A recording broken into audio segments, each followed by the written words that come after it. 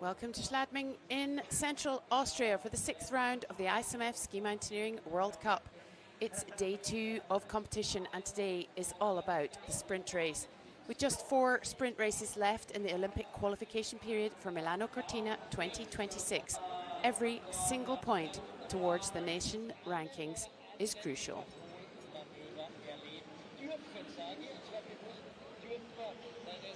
Schladming is best known for a couple of things. First, it hosts the FIS night race, the slalom, every year right after Kitzbühel, with up to 40,000 spectators. And it also hosted the Alpine Ski Championships, World Championships in '82 and 2013. And this is the 3rd time that Schladming has hosted a SkiMo World Cup. And after 2023 and 24, it has become a firm favourite, drawing in athletes and spectators alike. The setup here for a floodlit sprint is like no other, and it's looking like it will be another cracking night at the races. I'm Katie Friend, and I will be joined in the studio by Mireia Miro. We can see athletes starting to warm up here down in the tented area, having a look at the course. The women have finished their qualifying. The men are just nearly finished, and we will be very shortly starting with the women's quarterfinals, followed by the men's quarterfinals, the heats, and then we will be going to 4 semis and 2 finals. It's all happening here in Austria. As you can see, it's a little bit of a cloudy evening, but it's clear down on the course. And it is not too cold. I think the snow is quite sticky. However, it is going to be an interesting course. It's steep. And here we go. Let's have a little look at this. 70 meters of vertical. 41 in the diamonds, 11 meters of vertical on the foot part, and then another 20 meters of vertical before the transition and down again. About 533 meters in length, which makes it pretty steep. So the World Cup rankings are pretty exciting. Both Emily Harrop and Marianne Faton have won 3 sprint titles each between 2019 and last year. It was one or the other of those two that had won. So both are aiming for their 4th title, and there is not much between them. It's all to play for. In the men's, it's even tighter at the top because Arno Leta is only 1 point ahead of Oriol Cardona-Coll, and since 2021 it has been one or the other of them that has won the title. They're both vying for their 3rd victory, but it could be any of the top 5 if anything goes wrong, because there is absolutely all to play for in the top 5 of the men's category. And it all counts. Is one of the latest additions to the roster of events at ISMF. Vast and furious format that will make its debut at the Milano Cortina Olympic Games in 2026. Let's take a look at this thrilling format that crowns the champions in less than 5 minutes. All athletes face a qualification round on a time trial format. The best 30 athletes make it to the 5 heats. 6 athletes compete on each heat. They have to complete 2 sets of figures, in which they can choose the side. A section on foot is mandatory, followed by another section on skins. The athletes remove the skins and face the downhill. The first 2 athletes on each heat and 2 lucky losers from all heats make it to semifinals. There's 2 semifinals. The first 2 athletes on each semifinal and 2 lucky losers from make it to final. The winner is the faster athletes on the final.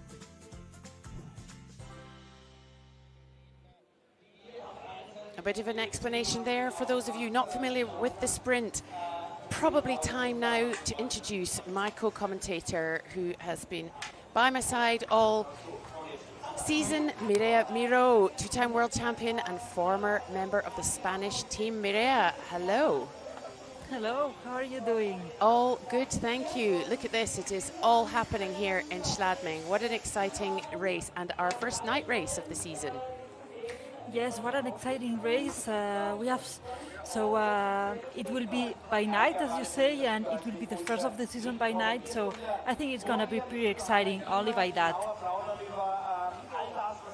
We can see some great shots of the athletes warming up here or staying warm. And it's quite a different view, we've been saying this all season, to what we used to see in the past. They're all sitting there in their tents, on their bikes, keeping warm, keeping germ-free by the looks of the Spanish team there. It's quite an exciting evolution. Yes, it's very exciting. Ski mountaineering has evolved a lot during the last years. The sprint discipline even more, and right now almost all teams have these bikes to warm up and to keep warm between heats. So it's all to play for in both men's and the women's rankings, and we've got everybody's here is what I'm trying to say. It's all going to happen tonight in Schladming because we're coming towards the end of the season. Oh, and here we are, talking of which. Talk us through these. These are the heats for the women. Yes, these are the heats for the women. So we have 5 heats, each one with 6 women, and the 2 best of each heat plus 2 lucky losers will go to the semifinals, and then the same system for the finals. And looking at those heats, all very exciting, but I think heat number 2 is going to be the one to watch. What would you say? I have to say that I completely agree with you. All heats look very exciting, but heat number 2 is going to be very, very tough. But we are lucky that we have the lucky losers also for tougher heats. Indeed. And so we were saying we're coming towards the end of the season. There is this race and 2 more this season, followed by 1 more next season within the Olympic qualifying, and nobody wants to miss out on a single race. Yes, exactly. So usually what we saw in previous seasons in ski mountaineering is that after the World Championships that were held last week, the end of the year, but let's check super fast what we have here, that we have the men's heats and the same system as the women. We have very, very, very interesting heats, very strong athletes. Everyone is here, as you say. No one wants to miss this opportunity of this World Cup. And a really good mix there, actually. I'm not sure any of those heats perhaps sticks out. Maybe heat number 2 again, a little bit punchier, but a good spread there of all the people we might expect to see, although this is our first view of that. So Arno Lieta not there. Oh, I didn't. Yes, Arno Lieta not in the heats. So there we go. That is something that we shall talk about a little bit later on. That will not be going down terribly well with him or the Swiss team. However, we are minutes away from starting. We will be starting with the women's. Here we are, start list, the very first heat of the evening. Emily Harrop of France, the world number 1, and leading in the sprint. Eva Matejovicova of Czechia, Katia Mascherona of Italy, Rebecca Chuli of Slovakia, Maria Costa Diez of Spain, and Rea Kobel of Slovenia. A little spread there, the world number 1, as we say. There we have Rebecca Chuli of Slovakia.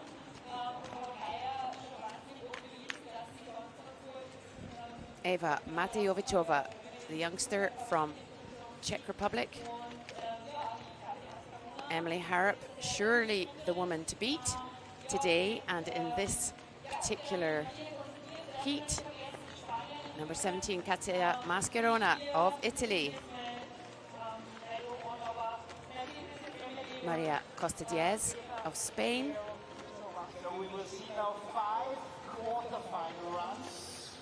And last but not least, Rea Kobel of Slovenia.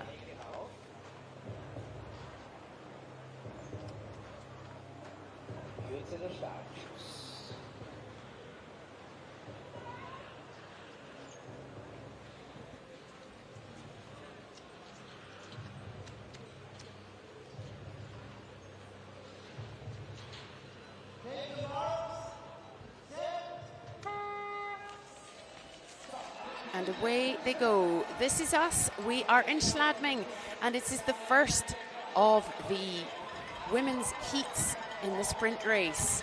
And Maria Costa-Diez and Rebecca Chuli taking speedy starts there. Yes, it's a very, very steep start. It's a not only a very, very steep start, it's a very, very steep slope. And we have Maria Costa and Rebecca Chuli taking the lead. We have Emily Harrop on this heat just behind Maria Costa, which is strange because we are very used to see Emily Harrop very in front and Eva Materjikova just behind Rebecca Chuli. Also, we are very used to see very strong starts from Eva Materjikova. And I think that this track of this sprint, so steep, will bring some surprises today to us. And do steep slopes, shallow slopes make a difference to certain athletes? I would say yes. I would say yes. There are some athletes that work much better on less steep slopes, and some of them that have more power for these super steep slopes. I would say, I definitely would say yes. Emily Harrop in fourth there behind Eva Matijovicova, Maria Costa-Diez with Rebecca Chuli. Very fast through transition. Emily Harrop, the only one of these six, in fact, no, Rhea Colbo, the two of them raced in the vertical yesterday. And here comes Emily Harrop. Thought she might have tired legs, but no. It's been a long season. There have been many World Cups, the World Champs. Emily Harrop has raced everything. So maybe she's a bit tired today because we are very used to see Emily Harrop leading from the very beginning. When she races a sprint, at least trying to lead from the very beginning. So this is very close with Maria Costa, with Rebecca Chuli, with Eva Materjikova that are putting a great fight for Emily Harrop. But we see Emily Harrop leading now in first the transitions, putting on the skis. And looking like she's not working quite as hard as the Spaniard next to her. And we have quite an unusually longer, sort of 20 meters of vertical here. We've seen a few sprint races this season where the part after the foot part is just almost flat. Certainly not in this case. No, not in this case, and this adds an extra effort for the athletes because, as we say, this is a very steep slope that requires a lot of power, a muscle power, all along. You have to keep pushing all the track because it's very steep, all the uphill. So it's after the foot part that the athletes are already very tired. A steep part until the transition, it's super, super hard. And on the descent now, it is Emily Harrop ahead of Maria Costa. I think that's Rebecca Chuli in third. We shall see. Emily Harrop takes the win in the first heat. Maria Costa follows her. Rebecca Chuli, Katia Mascherona of Italy, Eva Matijovicova of Czechia, and just finishing now, coming down, is Rhea Colbo of Slovenia. So Emily Harrop, Maria Costa-Diez through to the semi-finals. We will have to see what happens in the old lucky losers. We'll try not to say that too many times because we know that by now. Rhea Colbo having a bit of a whew. So our first view of this course, Mireia, what's your first impressions? My first impression is that it's very steep, which means very hard in a sense. All the sprints are very hard, but the steep slope requires a certain effort, and that we'll see some surprises today. I'm pretty sure about that. We have seen in this first heat Rebecca Chuli doing an amazing sprint, starting to taking the lead from the beginning. She had some problems on the transition, putting the skis on after this foot part that we are seeing now on screen. And this gave the opportunity for Emily Harrop and Maria Costa to do first and second and qualify for the semi-final directly. Okay, now we have to gather our breath, and this is a cracker of heat. We have Mariana Jegerčíková of Slovakia, former European and world champion. Ana Alonso Rodriguez, who won a place for Spain in the Olympics, in the World Championships last week. Caroline Ulrich, under 23 world champion. And the new world champion, Marianne Faton. Both of these two there on your screen from Switzerland. Maria Ordóñez Cabacho of Spain. And Alba De Silvestro of Italy, who had her first podium yesterday this season. 90 seconds.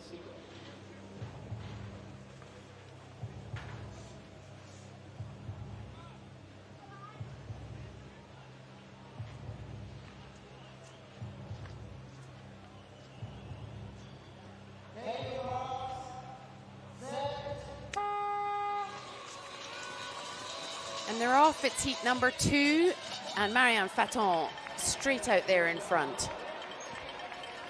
Incredible start from Marianne Faton.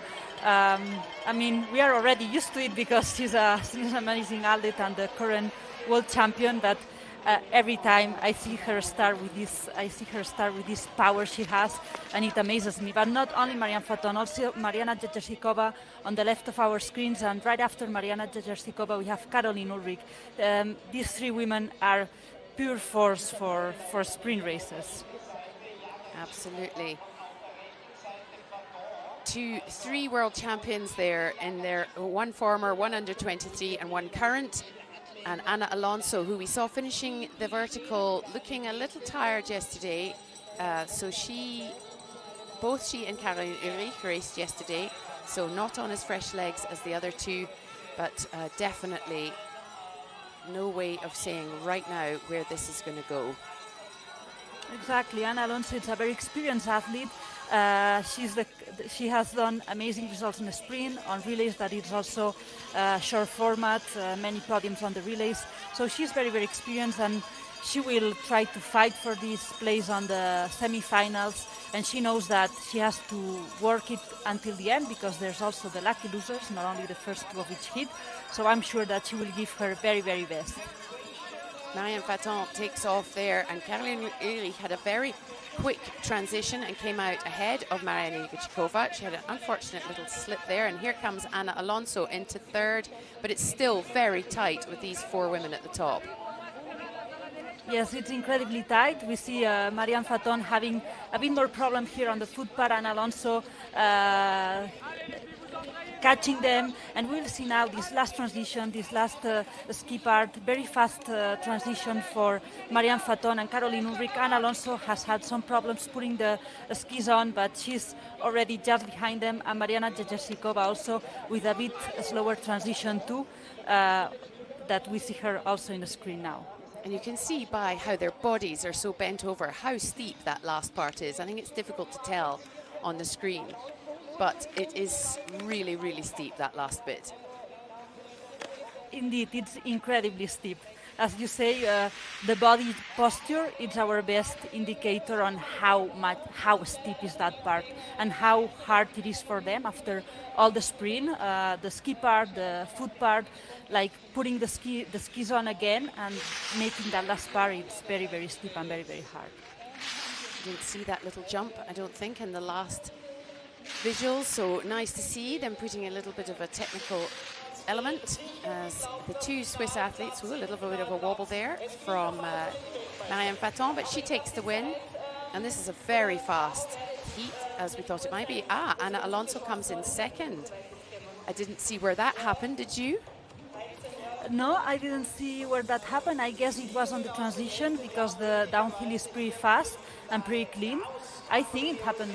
I'm not sure, really, I'm not sure.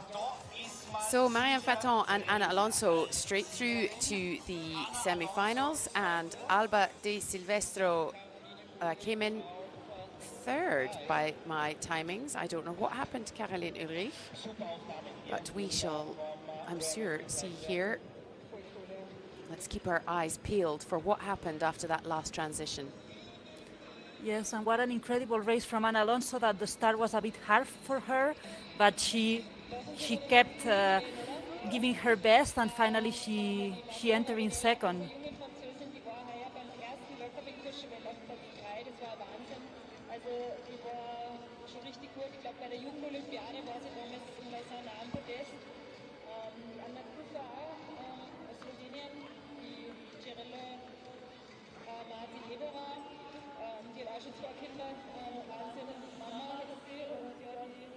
Okay, here we are.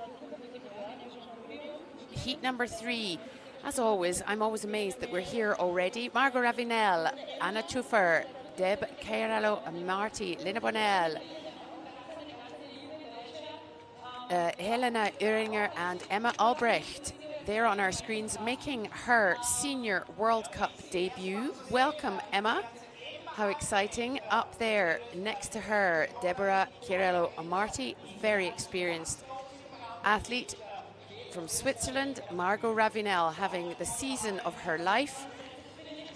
A little unfortunate incident at the World Championships where she fell on the downhill, but back on the start line. Next to her, Anna Schuffer of Slovenia, Lena Bonnell of France, and Helena Oehringer of Germany.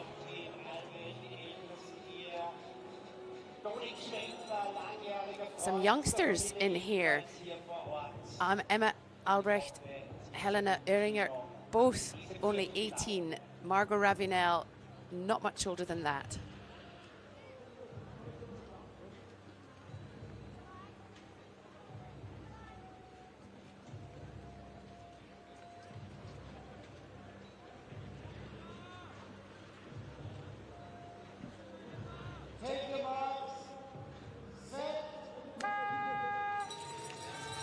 And away they go.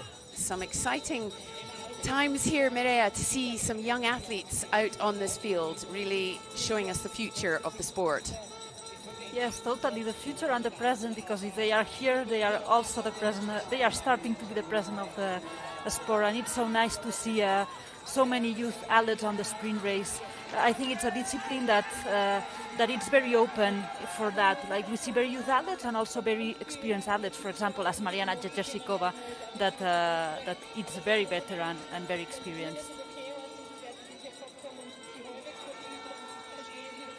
As they head up here, it is Anna Schuffer in the white helmet, number 18, but it is Lena Bonnell coming up fast behind her. In the red helmet, Margot Ravenel of France, with Deb Chiarello Marti of Switzerland tucked in behind her. Anna Schuffer currently number 18 in the sprint ranking. She's had a pretty consistent 18th or 19th places across, in fact, 3 18ths and the 19th. She'll be hoping to beat that today across this season. First into transition, ahead of Lena Bonnell and Margot Ravenel, Deb Chiarello Marti, Helena Oehringer and Emma Albrecht. Very fast transition there from Anna Schuffer. Yes, very, very fast. From the very beginning, she has started super strong, trying to lead this sprint race. But this heat, it's they are all very packed. They have all, they will have a very tight battle until the very end for the first 2 places. I would say that on paper, we would say Lena Bonnell and Margot Ravenel maybe were the most favorites that we see now here on screen as second and third. But Anna Schuffer is putting a really great battle. And just behind them, we will see also just arriving on the transition, the other 3, Deborah Chiarello, Helena Oehringer and Emma Albrecht. Lena Bonnell takes off first, but Anna Schuffer is not letting her go easily. She is really battling up there, slipping, as Margot Ravenel takes advantage of that. Anna Schuffer is a geographer at the Triglav National Park and a part-time filmmaker. So very exciting to see people with different aspects to their lives out here on the World Cup circuit.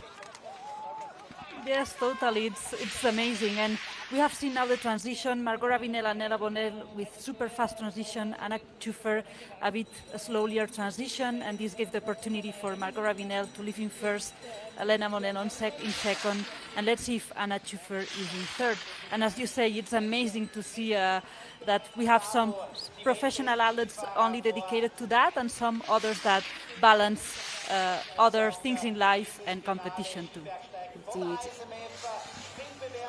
Margot Ravenel takes the win in this heat.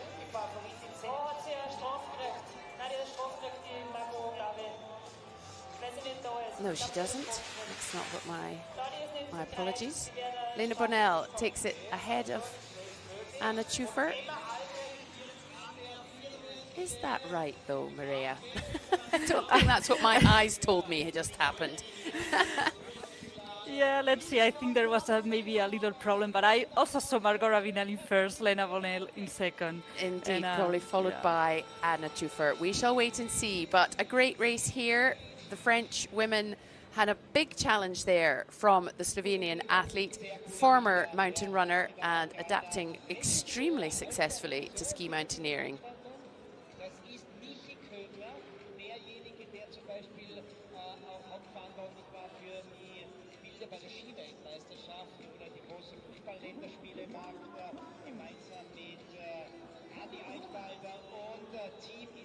And you can see how far ahead she was here on the foot part, and the two French athletes had to put a big push on to get past.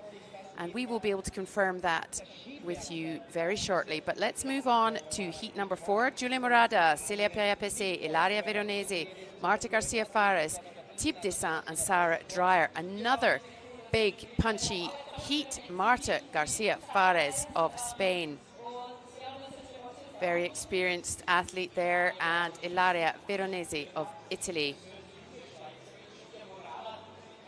Giulia Murada, second in the sprint rankings a couple of years ago. Celia Peria-Pesce, whose birthday it is tomorrow, on Monday actually. So she'll be hoping for a special celebration early on. Thibaut Dessin, under 23 world champion in the vertical, and Sarah Dreyer, not someone we often see at this stage of a sprint race, but she'll be thrilled because she's in front of a home crowd.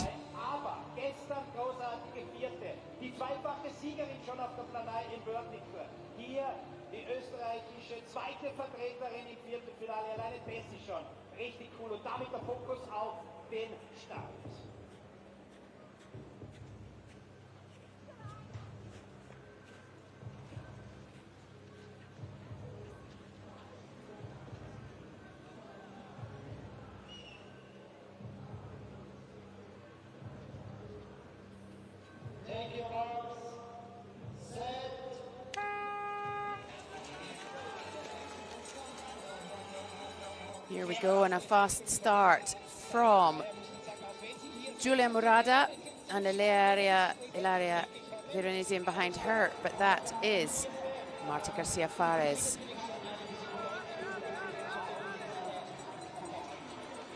In front of them, though, Giulia Murada, Marta Garcia Fares, Celia Peria-Pesce.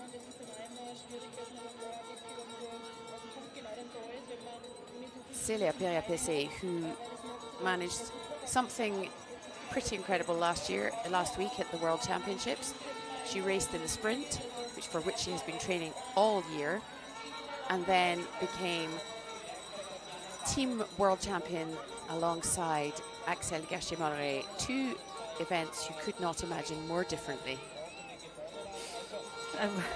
Indeed, they are very different events for the viewers. We are talking about a sprint race that maybe lasts 3 minutes for the first women, and the team race that lasts more than 2 hours. So, as you say, they are two very different events, and an incredible performance from Celia Peria-Pesce. That it's also a very strong athlete in almost all disciplines. And we see Giulia Murada in first, Marta Garcia in second, Celia Peria-Pesce in third, Thibaut Dessin in fourth, Ilaria Veronese and Sarah Dreyer in fifth. That, as you say, racing in home crowd. I think that she must feel very proud and very powerful today. Indeed, Giulia Murada powering up there ahead of Marta Garcia Fares, but Celia Peria-Pesce closing quite quickly on the Spaniard and goes into second as they come into this transition. Bit of a slip there from the French athlete. Yeah, she lost a pole, Celia Pereira Pesay, but she was doing such a strong foot par, overtaking Marta Garcia Farres, Julia Morada, that leaves in first, with a beautiful gap just before Celia Pereira Pesay and Marta Garcia Farres in third. It will all play in the last transition. Taking off the skins will be super important, and also the downhill, that it's very fast, very direct. It will be crucial for this first and second place.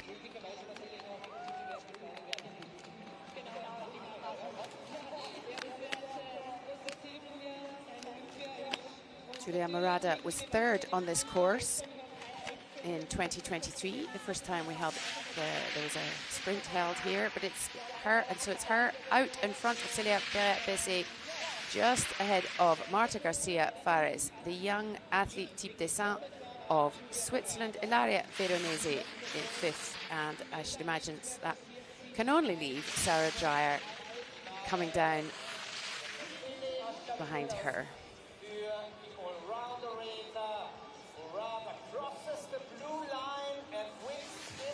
Julia Morada in ahead of Celia Pereira-Pesay. I am very sorry that our graphics are a little bit misleading. We will attempt to have that sorted, but it was Julia Morada ahead of Celia Pereira-Pesay in that particular heat. Here comes Sarah Dreyer. Sarah Dreyer, that, as you say, we are not used to see her on sprints, and I think that is very brave from her, racing a sprint today here at home, and we can see her smile. I think that she wanted just to be able to race here at her home soil.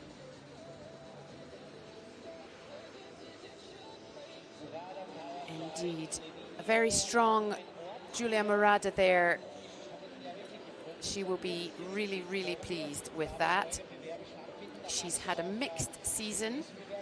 She's had one just missing the podium and a couple of 13th places, so that will be a big boost to her.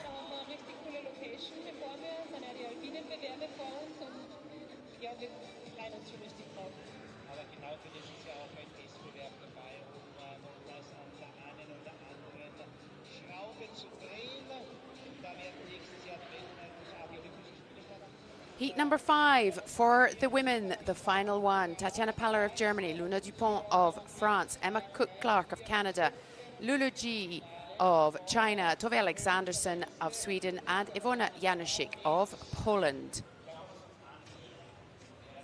Talking of which, that is the woman in question, Iwona Januszczyk, Air Force pilot for the Air Force officer, I beg your pardon, for the Polish Army. Tove Alexandersson, who had a tremendous day yesterday, winning the vertical race here, looking so strong. Tatiana Paller of Germany, third in the World Championships in Morgin in Switzerland just over a week ago. Luna Dupont of France in her first season as an under-23.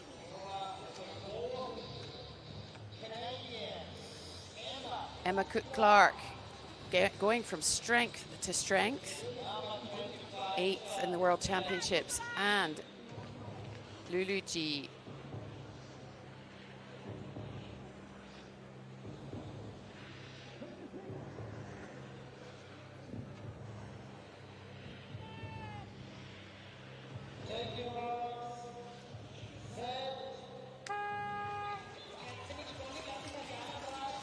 It's the last of the women's heats, and they are off.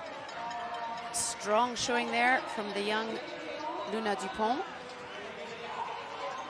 Tove Alexandersson, maybe she's feeling it in her legs, but we know that she can come through a pack. Yes, Tove is a force of nature. We are seeing her struggling a bit here on the start. I don't know if it's maybe because it's a bit steep or what. Maybe she's a bit tired, but she's capable of a lot. We know her, and and we cannot discard her until the very end. But leading the sprint, it's Luna Dupont. After just behind her, Emma Cook-Clark, Iwona Januszczyk, fighting for these 2 places that give direct access to the semi-final. And Luna Dupont, much as I incorrectly just said, is not in her first year as an under-23, but still a youngster at the age of 22. Followed there by Emma Cook-Clark, former firefighter from Canada, putting in such a strong showing this season. Iwona Janosik of Poland in third. Tove Alexandersson of Sweden on the far side there has gone into fourth, but as we know, it's not her strength. Still making a few errors in her transitions. My word, it's all happening now.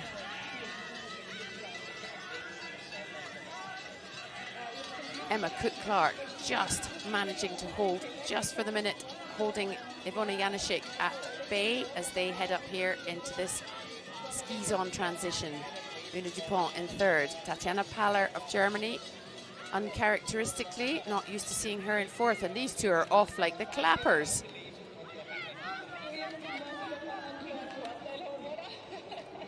What an incredible race from Emma Cook-Clark and Iwona Janosik. What an incredible season of Emma Cook-Clark. As you were saying, she's doing amazing performances, very strong. She was already did very strong world championships, and now she's just showing that she's in a super good shape. And I think that if nothing changes, she will leave first for the downhill, Iwona Janosik in second, and Tatjana Paller in third. And no, it's Iwona Janosik in first, Emma Cook-Clark in second, and let's see if Tatjana Paller in third. Yeah, Tatjana Paller in third. Emma Cook-Clark just had a small technical issue there. She couldn't get her glove out of her pouch. It got stuck. So unfortunate, but she only needs to be in the top two to get a place through.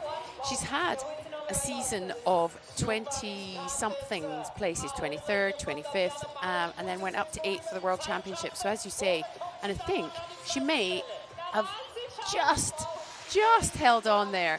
Iwona Janosik did not, I don't know what is going on with these. Iwona Janosik takes the win ahead of Emma Cook-Clark. Is that what we just saw? I know my eyes are... I mean, let's see, Tatjana Paller came in, I think, in third. It was very close between Emma Cook-Clark and Tatjana Paller. But if Emma Cook-Clark was second, Tatjana Paller was third. Indeed. Really strong start there from the young French athlete, Luna Dupont.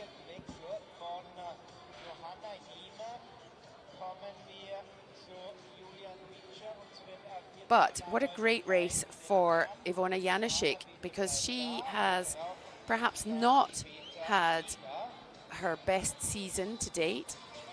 She is 11th in the rankings, but has sort of been sitting just outside the semi-finals for much of the season, or half the season anyway. A great race from her.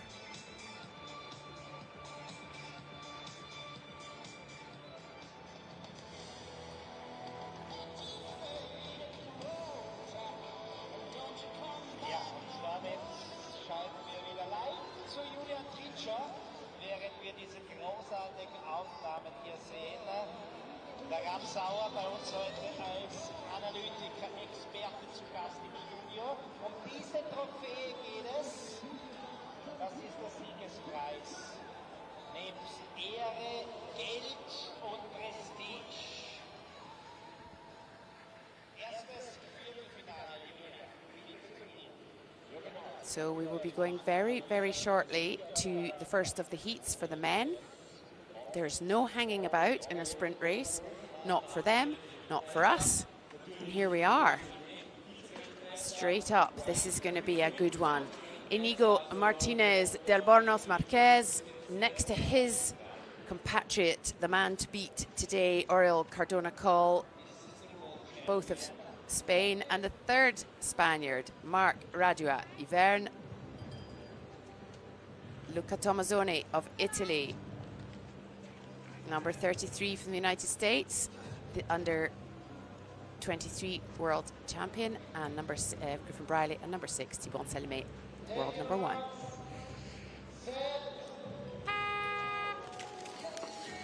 So Thibaut Anselme and Oriol Cardona-Coll and Inigo Martinez in the same heat, Mireia. Yeah, that's a very, very punchy heat. And also Marga de Ibern, that so we see that we were seeing on screen did the fastest time in the qualifier. We see now Oriol Cardona, Inigo Martinez, Thibaut Anselme, Marc Radua, Luca Tomazzoni and Griffin Briley. It's a very, very punchy heat, very hard heat. This is the type of heats that you are happy to have the lucky loser option, but still they have to go fast and they have to they have to qualify as lucky losers. But it's a very, very, very punchy and strong heat. And I said earlier that Griffin Briley was the under-23 world champion, but he is in fact the under-20 world champion. So this is a big old heat for him to be in, as the 3 Spaniards take the lead there. Oriol Cardona-Coll, Marc Radua and Inigo Martinez, Luca Tomazzoni, Thibaut Anselme and the young American Griffin Briley. And it's Oriol Cardona that leaves in first, Marrada in second, Inigo Martinez de Albornoz in third in this foot part. Let's see Luca Tomazzoni, Thibaut Anselme and Griffin Briley if they can close here the gap a bit. The foot part, it's a very different. We are seeing Thibaut Anselme overtaking Inigo Martinez de Albornoz, and it's a very different type of effort, the foot part and the ski part, and Thibaut doing an amazing foot part, overtaking Inigo, and let's see if he can overtake Marc too. And yes, it's Oriol in first and Thibaut Anselme leaving in second from the transition. And we have seen in recent weeks more explosive starts from Thibaut Anselme, but it looks like he is doing what we often speak about, and he came from a little bit further back in the field and is now in second. So it is Oriol Cardona-Coll, the world and European champion, and Thibaut Anselme, the world number 1, battling it out. Less quick transition there for Thibaut Anselme. I'm not quite sure what happened. But as we know, we only have to be in 1 and 2.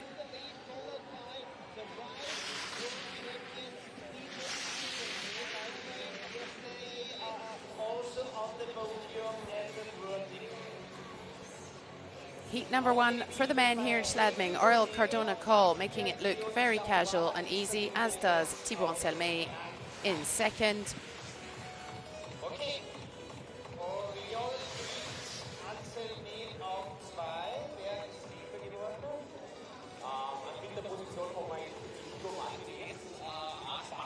Thibaut Anselme, no. Oriol Cardona-Coll ahead of Thibaut Anselme. Exactly. Third, Inigo Martinez, Marc Radua, Luca Tomazzoni, and Griffin Briley. That for an U20, what an incredible experience to be able to race with such sprint athletes. Oriol Cardona-Coll, Thibaut Anselme, Inigo Martinez, also Marc Radua that is doing a really good season, or Luca Tomazzoni. What an experience from Griffin Briley. What a sprint from Oriol Cardona-Coll, showing that he's in an amazing shape this season and this time of the season. And also what a race also from Thibaut Anselme, coming from behind, starting to overtake here on the foot part first, overtaking Inigo Martinez de Albornoz, in the transition overtaking Marc Radua, and finishing in second just behind Oriol Cardona-Coll. So the first 2 in this heat were in fact the 2 that won places for their countries in the Olympics last week at the World Championships, much to their absolute delight. And here we are with heat number 2. Oh, some youngsters in here. Biel, Pujol, Paramon of Spain. First of all, we have Nikita Filipov, individual neutral athlete, followed by Jeremy Anselme. Probably doesn't like this, but it's Anselme Jr. Biel, Pujol, Paramon of Spain, having a great season. Max Drian just pipped into third place yesterday in the vertical. John Kissler, another youngster, having an absolute cracker this season. And Basile Ducouré of France. Einziges Outfit. Nochmals Dankeschön auch an den Skiclub Gröblich. Danke natürlich an die Bergbahnkanal. Ich habe es gestern schon mal erwähnt. Hier Primo, das gesamte Team, wo vor allem auch die Walter eine großartige Rolle spielt in der Organisation.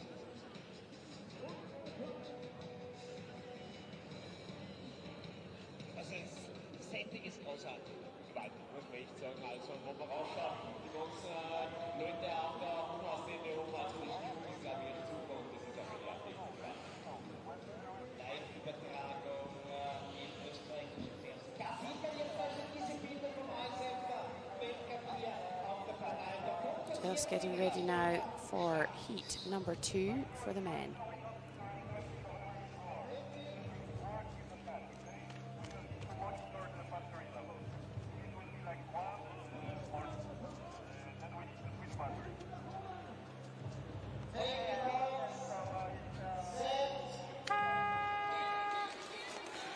Away they go. Wow, that was a fast start from Basile Ducouré. In fact, this is a very fast start, Mireia. Yes, very fast. We have very youth athletes wanting to show how well they can do, and they did, all of them, a really great start. I think that in the right hand we have John Kisler, followed by Pierre Pujol-Paramon. On the right side, Basile Ducouré, followed by Nikita Filipov. And it is John Kisler and Jeremy Anselme leading there for Switzerland and France, respectively, as they head through the diamonds. And this is a very powerful Nikita Filipov getting stuck in the green ribbons there. Not the first time we've seen that, but it's the first time today. John Kisler of Switzerland ahead of Jeremy Anselme, Maximilien Drian, Duchapois of Belgium as they head up. John Kisler absolutely on fire this season. The youngster third in the World Championships last week and had his first World Cup podium in second place in Bormio as he charges up here. Max Drian, though, coming through the field as we might expect him to do, even with the legs he must have from yesterday's vertical.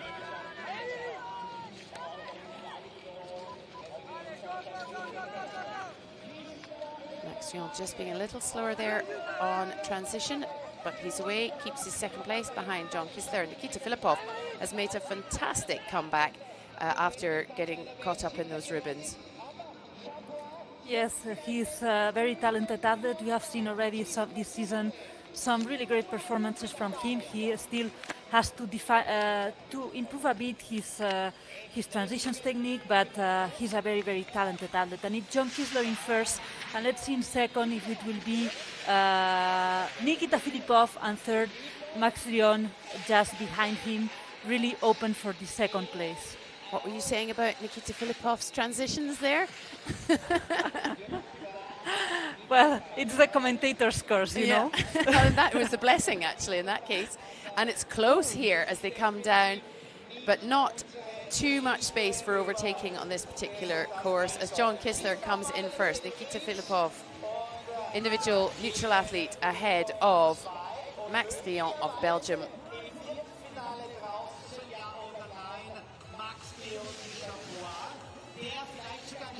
I think that was Basile Ducouré in... No, it wasn't. It was Jeremy Anselme in third. And Max Drian, that I think that on the downhill he almost fell. And we see now here on screen Jeremy Anselme and Nikita Filipov, that, as we were saying, he's doing an amazing season on sprints. He has a lot of talent, and I think that it will be an outlet in the future to have really in mind, because we see here that he had this problem with the ribbon, that he got stuck. He got behind of all the group, and still he managed to overtake everyone and finish second just behind John Kisler. He is one of many athletes who have come to ski mountaineering from another sport. He is a trail runner, and but as we know, it's not always the fitness, just the fitness that counts. But a great race here, changing of the positions all the way through. Heat number 3, we are up there already. Rocco Baldini of Italy, Loic Dubois of Switzerland, Ian Clark of the United States, the 2 Frenchmen, Jules Ribaud and Baptiste Elmenreich, and the second Swiss athlete, Robin Bussard.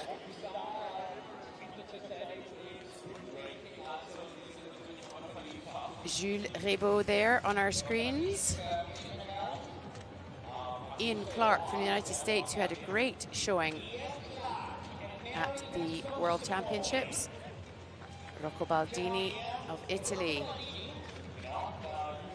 Loic Dubois. Baptiste Elmenreich, engineer from Chamonix. And Robin Bussard, currently number 3 in the sprint rankings. Has been in 3 out of 4 World Cup finals this season.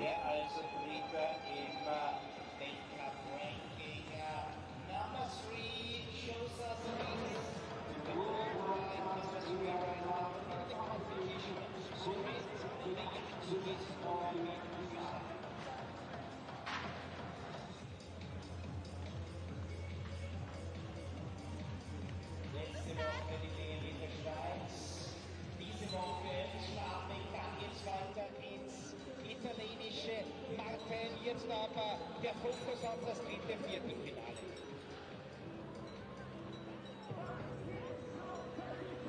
Just readying ourselves now for the start of heat number 3.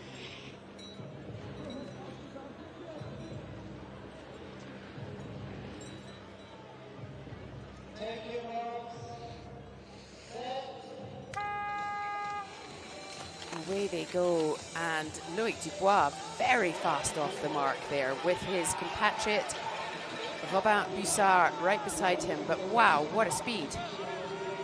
Yes, what a speed from all of them. We see that they are slipping a bit here on this part that the snow it's a bit like slippery, and what a start from all of them. This has been a very fast sprint start, and I think that it's Robin in first. It's that's Loic Dubois. Loic Dubois, white exactly. helmet. Robin going left. Baptiste Elmenreich in the red helmet and the blue uniform for France, and Ian Clark going left there behind Thomas Bussard.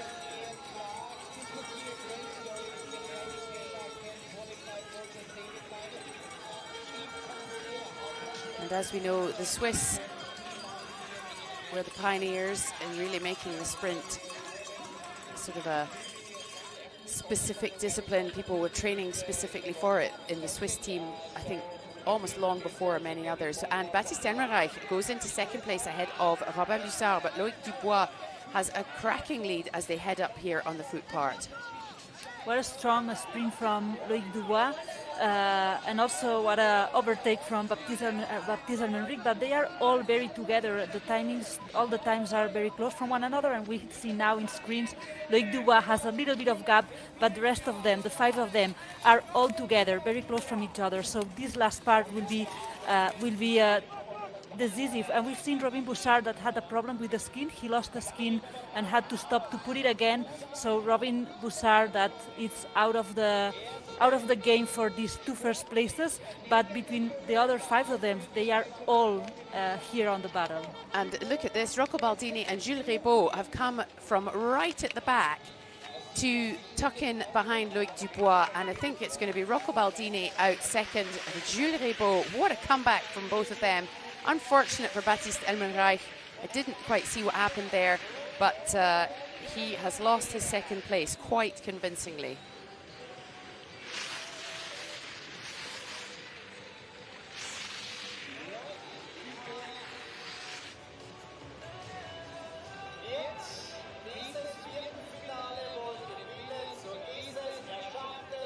Wow, that was a really exciting heat as Loic Dubois crosses the line in first. Rocco Baldini with a massive smile on his face for Italy.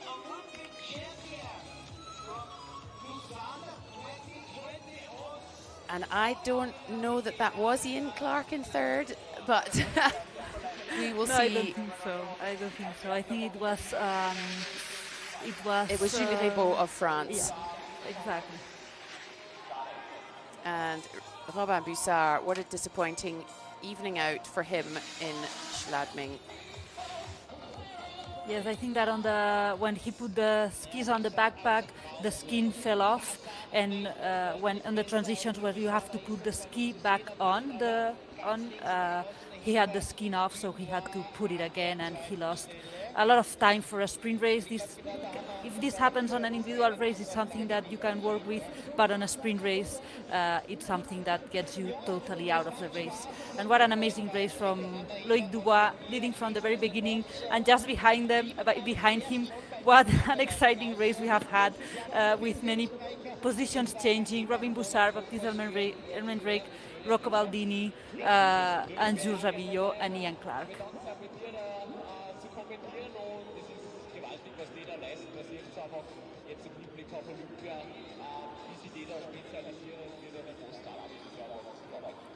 Heat number 4 for the men here in Schladming. Finn Hirsch of Germany, Andreas Meyer of Austria, Patrick Perton of Switzerland, Taketsuro Shima of Japan, Florian Sautel of France, and Eric Kervaten of Norway. A great big spread of nations in all of these. Here we have Florian Sautel, who is a canyoning guide in France. Taketsuro Shima of Japan, the youngster Finn Hirsch, Germany, Andreas Meyer of Austria in front of the home crowd, Patrick Perton of Switzerland, last but not least Eric Kervaten of Norway.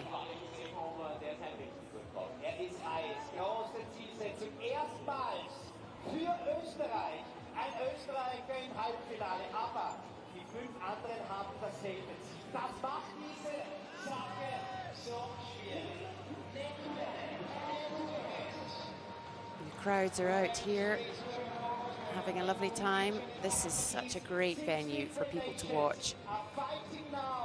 Normally the finish line of the alpine skiing now serving as the start and finish line of the ski mountaineering.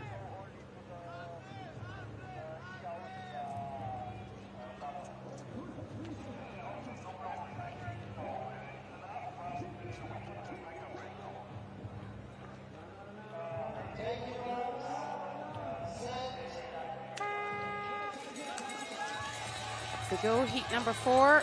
Andy Meyer will be showing the local crowd what's happening as Finn Hirsch loses a ski in a bit of an incident there and will be doing his best to catch up, but it is the local boy who's heading off like the wind.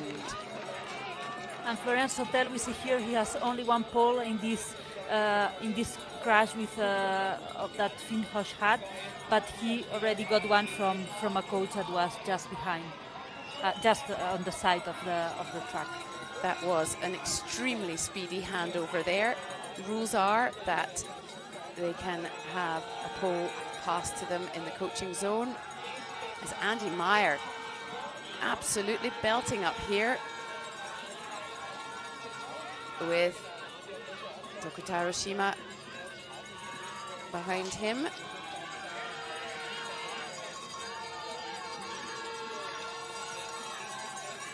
Andy Meyer, Taketsuro Shima in second. But I think that was Florian Sautel just coming into second there, right on the edge of our screen there, going past us just now. It is the rather more experienced Frenchman, despite losing a pole, who is giving Andy Meyer a run for his money. But having a bit of an issue, unfortunately, with his skis there. And it is the Frenchman and the Japanese athlete off together, but Florian Sautel just gaining. Gosh, this is a very exciting. All is happening in this heat. Yes, it's very, very exciting. They are all very together. Many things have happened. Finn Hosh falling, Florian Sotel lost a pole. We have seen many things here, all very together, and it's Florian Sotel in first, Andreas Meyer in second, leaving the transition area. And the Japanese athlete Takutaro Shima in third, with, I think, Erik Kervaten of Norway, it looked like, behind him. Oh, did you see that? Oh my word. Andreas Meyer overtakes on the jump, nearly loses it on the next corner, and is going to come home to take victory in this, looking slightly like he's right on the edge there. But Andy Meyer of Austria, much to the delight of the local fans, beats Florian Sotel. Patrick Berden of Switzerland comes in third. And Takutaro Shima in fourth, Erik Kervaten in fifth. Wow, what a move! Yeah, what a move. And I have to say that being second with a little gap of to the third, it was a bit risky for, I would say, as first and second go direct to the semi-final. But what a move. And we see the happiness of Andreas Meyer of taking this first place in this heat at his home. Indeed. And was it because of that crash that Florian Sotel lost the pole? Yeah, look at him go with one. Yeah, I think it was because of the crash. And what a race for Finn Hosh. We see him here again, losing the ski again. This is mentally, it's very hard. When you see that you are out of the race from the very beginning, it's very hard to keep going. So congrats also to Finn Hosh for not just making half turn and going back to the start line and finishing this heat. And what a race also from Andreas Meyer at his home. He got extra power, and what a race he did. Final heat for the men. Matteo Favre of Switzerland, Ott Ferrer Martinez of Spain, the two Norwegians, Hans Inge Klette, Trimdalset Loduen, Ivan Arnold, former two-time world champion, and Giovanni Rossi of Italy. Ivan Arnold, how great to see him back on a start line at this stage of race. Haven't seen him for a while. Hans Inge Klette of Norway, having a pretty good season. Matteo Favre has some demons on this course. We will talk about that in a minute, but he has some demons to beat. Ott Ferrer Martinez, currently number 4 in the sprint rankings. Number 37, Trimdalset Loduen. And Giovanni Rossi, who had the unfortunate circumstances of being 31st in qualifying at the World Championships, so he will be thrilled to make it through to the top 30 into the heats.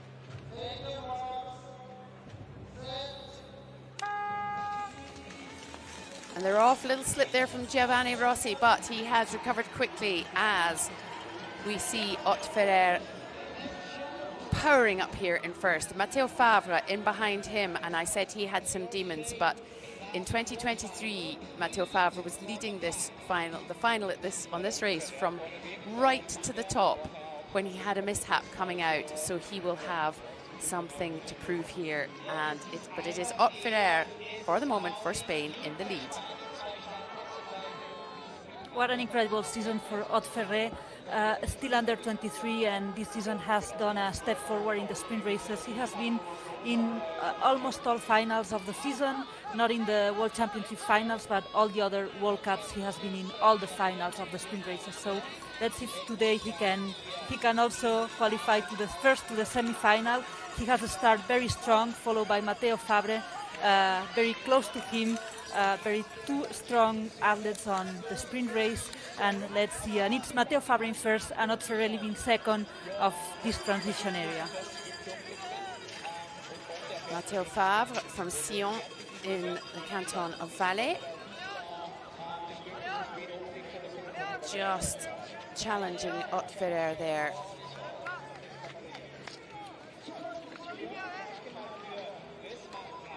Very close as Hans Inge Klette of Norway comes in third, followed by his compatriot Giovanni Rossi and Ivan Arnold in sixth.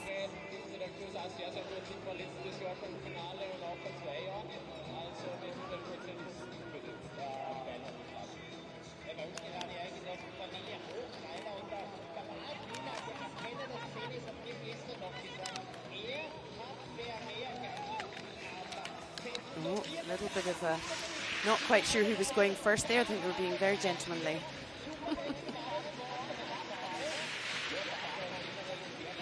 It is actually Otferre followed by Matteo Fabre with Hans Inge Klette in third. Again, apologies for the graphics, not giving us the best help today.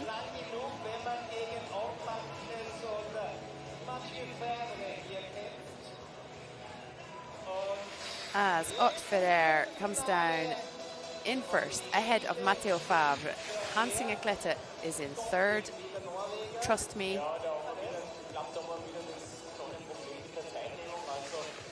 Ivan Arnold in fourth.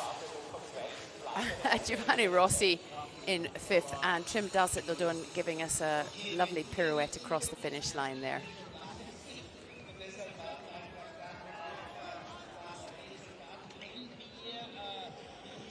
What a strong race from Otferre and Matteo Fabre, also from Hans Inge Klette, but Otferre especially, he has started very strong from the very beginning. He has had a beautiful battle with Matteo Fabre, that Matteo Fabre trying to overtake Otferre here on the foot part. We see Matteo Fabre here just leaving in first, but Otferre fighting it until the very end, and finally passing to the semi-final in first and Matteo Fabre in second.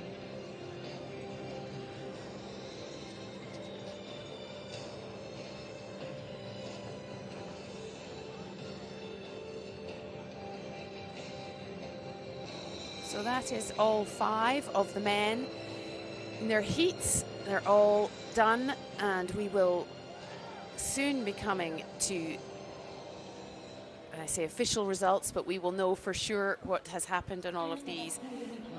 But trust me, I'm a ski mountaineering commentator, and I can tell you that that was not Hans Inge Klette in second place there. But we don't know what happened in terms of timing. So let's have a look and see what's happening next.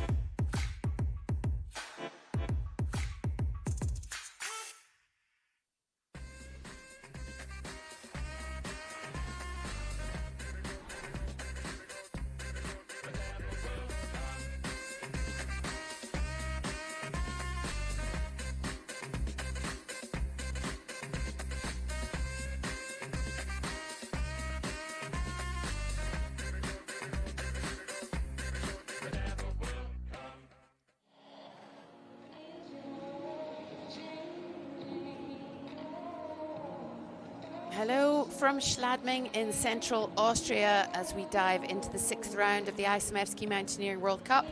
It's day 2 of the event and today's focus is entirely on the sprint race. And with only 4 of them left to go in the Olympic qualification window for Milano Cortina 2026, every single point matters when it comes to the national rankings. Schladming, as you can see, looking very gorgeous under its spotlights, known for a few iconic events, most notably the FIS Slalom Night Race every year, where there are up to 40,000 spectators. And this is the 3rd time it has held a Ski Mountaineering World Cup. And after 23 and 24, it is pretty much cemented as one of the favorites for the fans, especially because of the great ability to see so much of the course.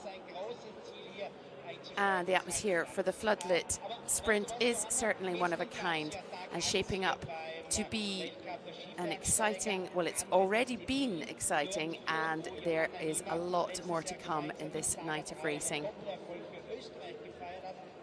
We've had the qualifying, we've had the heats, and it is now not long until we start with the semi-finals. At this stage, only 12 athletes remain in each category. And it is, well, you can't tell now, but it's been a little bit cloudy. The snow is a bit sticky, a bit slippy, if that makes sense, because neither of those things sound like they go together, but it is not necessarily the easiest of conditions here. The course is 70 meters of vertical gain, or around 72, 41 meters in section A there, 11 meters in section B, and just after that another 20 meters of vertical before the transition, which you can see designated by section C, and then downhill. In the World Cup rankings, it is absolutely all to play for. Emily Harrop still in #1 position, but not far behind her Marianne Faton. Both of them have 3 sprint globes each between 2019 and last year. It was one or the other of them that won, so they are absolutely battling it out for the top spot to win their 4th sprint globe.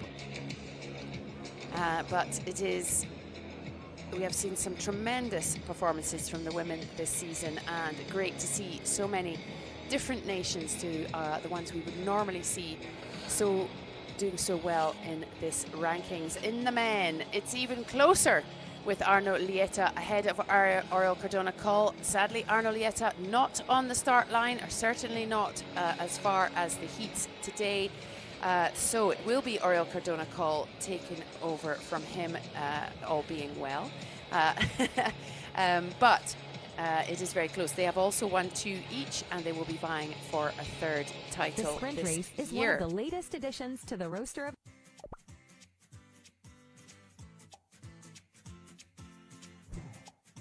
In case you don't know too much about the sprint, all athletes face a qualifying round on a time trial format, and the 30 best make it to 5 heats with 6 athletes in each heat.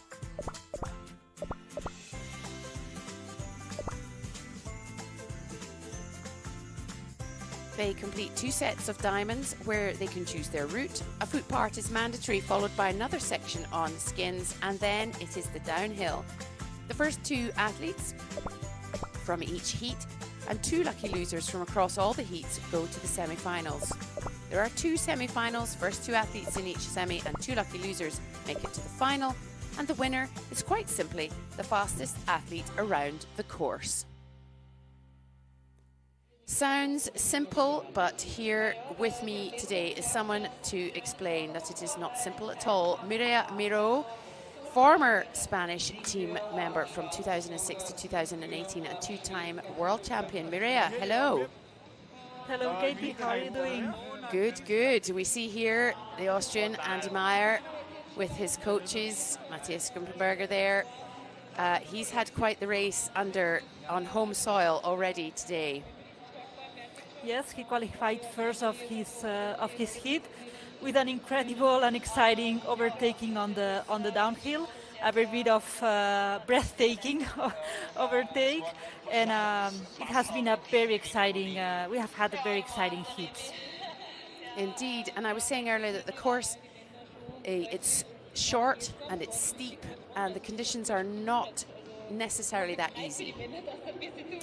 Exactly. I agree totally with you. The course is very, very steep, which for some athletes it's better, and for some others it's not as good because the effort is very different.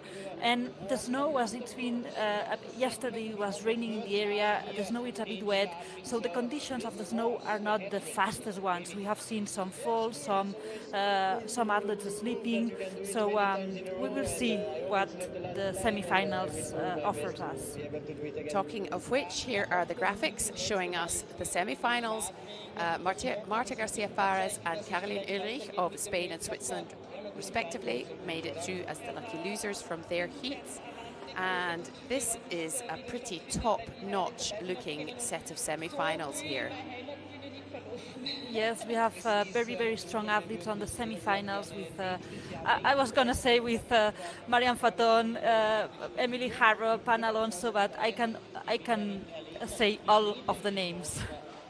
Indeed, and exciting to see Emma Cook-Clark of Canada in there as well. She is just absolutely going from strength to strength. Really, really exciting to see her. She was in the semi-final as well at the World Championships, and great. There's a young SkiMo fan, perhaps a future world champion right there.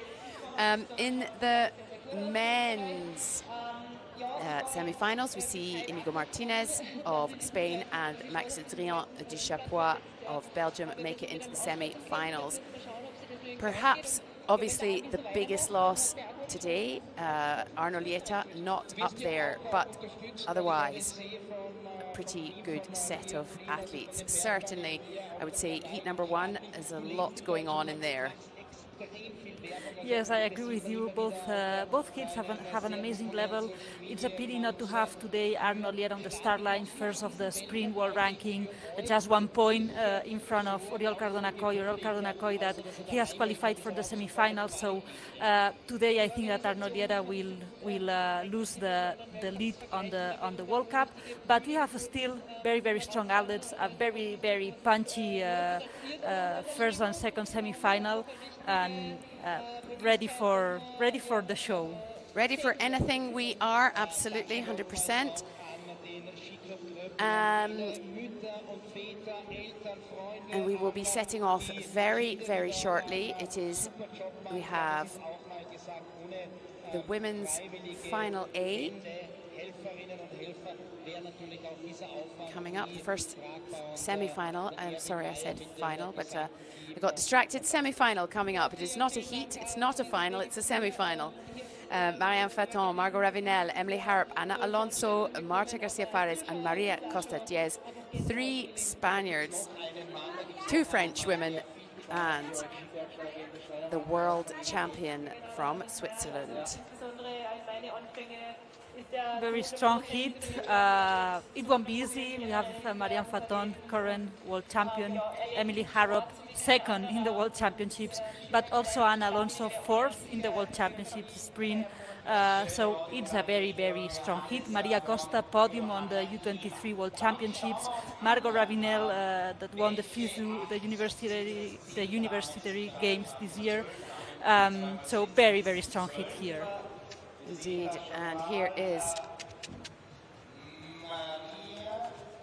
Maria Costa-Diez, Margot Ravinel, as you say, winner of the FISU Games, also had her first senior World Cup podium in Courchevel. She was 3rd.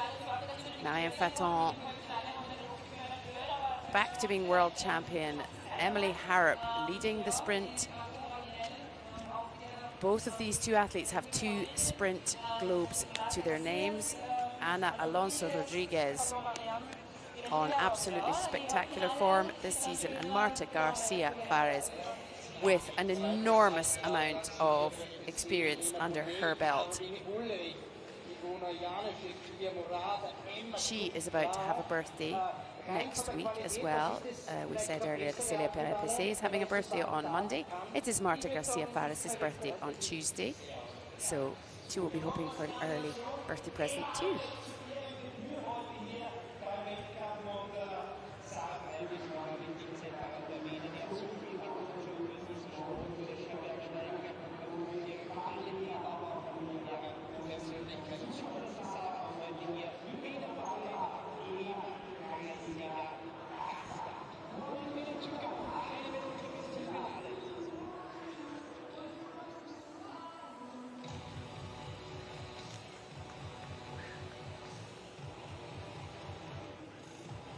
Just keeping those legs moving as we await the starter buzzer for the first of the women's semi-finals here in Schladming in Austria.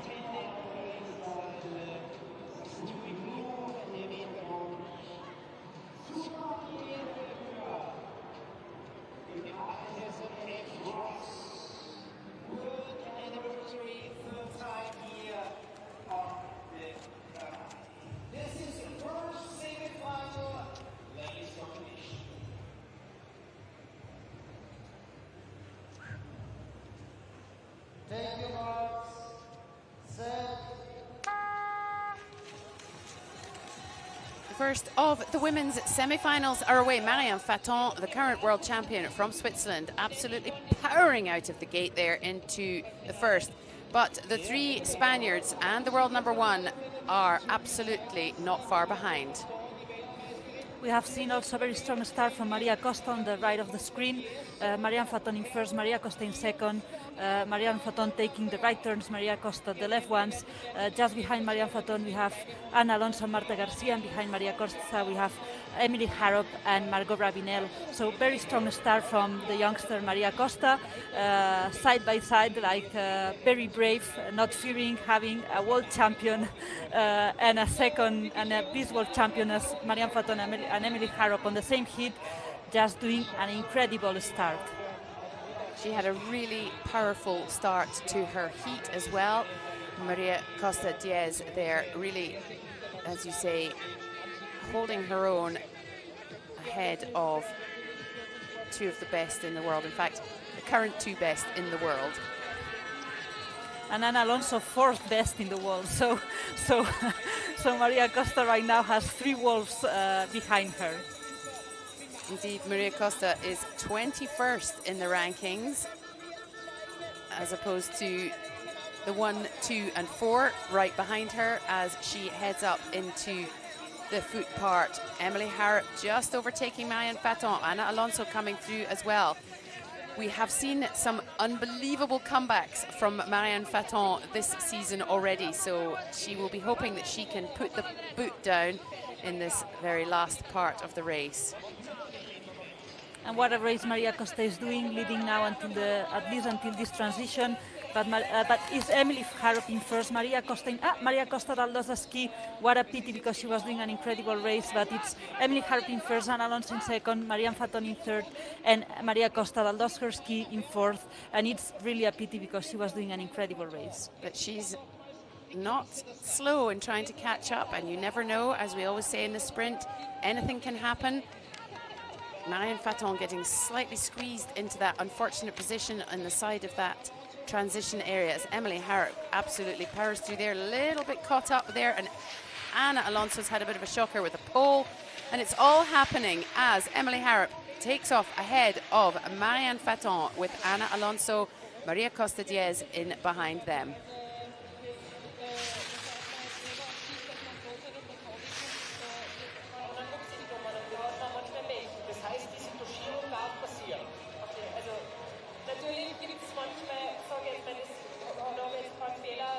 That blue gate there has seen a few wobbles today as Emily Harrop and Ana Alonso both had a bit of a trip, but it is Emily Harrop ahead of Marianne Faton, Ana Alonso, Maria Costa Diaz, Margot Ravinel in fourth.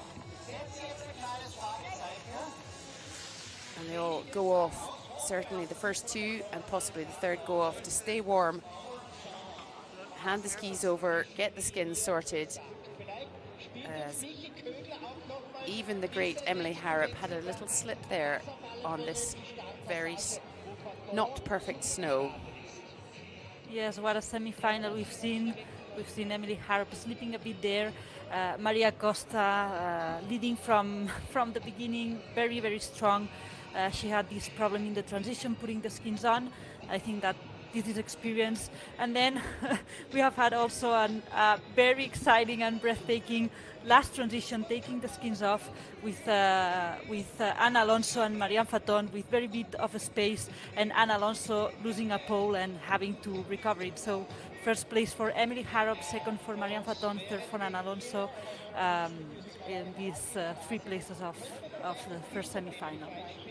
And straight on to the second semi-final. No time to breathe for anybody around these parts. It's Giulia Morada of Italy with Ivona Janusik of Poland, Celia Pierre-Epissé of France, her compatriot Lena Bonnell, Emma Cook-Clark of Canada, and Caroline Ulrich, who we see here right in front of us, under 23 world champion. And there are not many accolades that this young athlete has not had. Ivona Janusik of Poland, absolutely delighted to see her back on the start line of a semi-final. Giulia Morada, very strong and adapted exceptionally well to the sprint over the last few years from being a world champion in a long distance. Celia Pierre-Epissé of France, next to her, Lena Bonnell and Emma Cook-Clark, absolutely on fire. The former firefighter from Canada, a very successful sky runner. Is that right, Mireille? Yes, this is very right. She's an incredible sky runner, and this season he has also done a step forward here on ski mountaineering, and this last week she's in an incredible shape. Close to 10 seconds to go. She was, Emma Cook-Clark, she was 8th at the World Championships after a series of sort of 23rds, 25ths, etc. So brilliant, her second semi-final in as many weeks.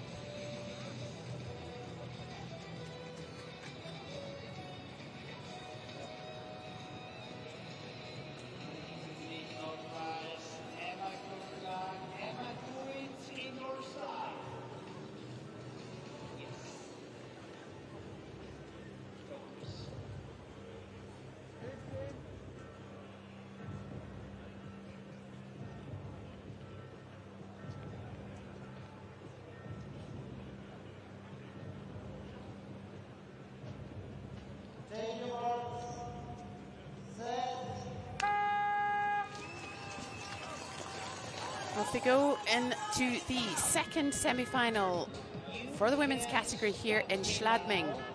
Hopefully we cannot stop the 6 ladies. And it is Caroline Ulrich up there at the front, sorry, just in behind Giulia Morada, and camera angle making that very difficult. Giulia Morada, Caroline Ulrich, Emma Cook-Clark, first into the diamonds.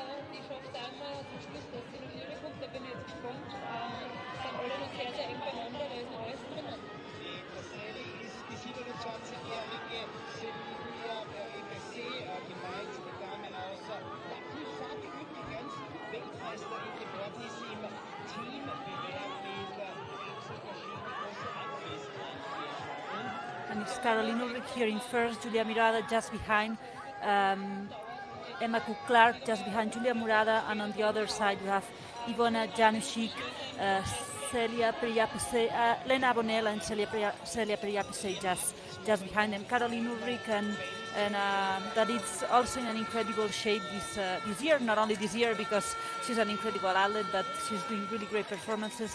And Giulia Morada that qualified first of her heat to this semi-final. And it's Caroline Ulrich first on the foot part with a little bit of gap on Giulia Morada and a little bit of gap to, I think, Celia Pierre-Epissé, exactly. Ivona Janusik on the other side of the screen, and Emma Cook-Clark very strong on the foot part, just trying to overtake Celia Pierre-Epissé right now. Caroline Ulrich making short work of those steps.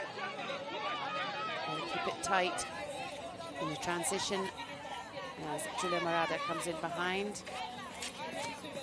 Emma Cook-Clark in third, Celia Pierre-Epissé in fourth, Ivona Janusik, and then Lena Bonnell.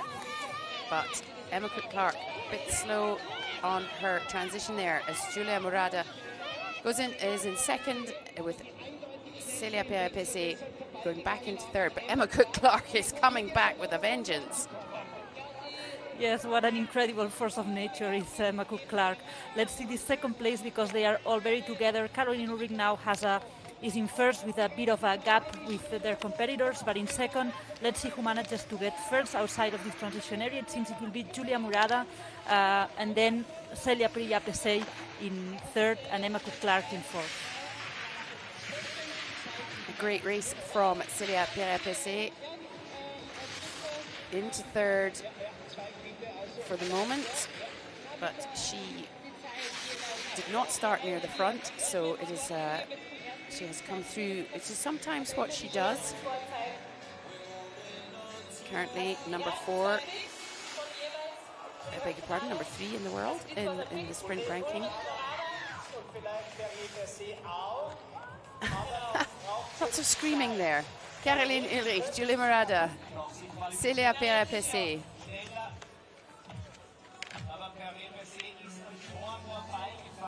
Emma Cook-Clark in fourth, Ivona Janaszek and Lena Bonnell.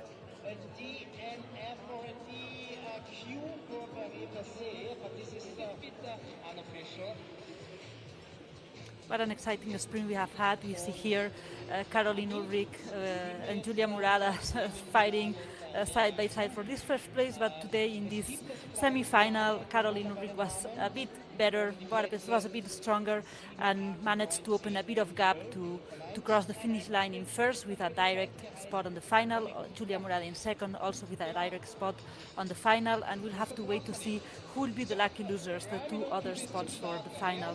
Julia Murada, what an incredible sprint she's doing today with a very strong hit and also very strong semi-final. And Celia Perepese now in screen, that as you say, she started a bit behind, and it's more, I would say Celia usually races like that, from the behind, overtaking, and finished in third place with a really good time. But not fast enough today as Ana Alonso and Maria Costa get their lucky loser spots and go into the final. It was a faster first semi-final than the second one, and so that is who takes the spots for the final, but that's not what's happening straight away. We will be going to the men's semi-finals very shortly.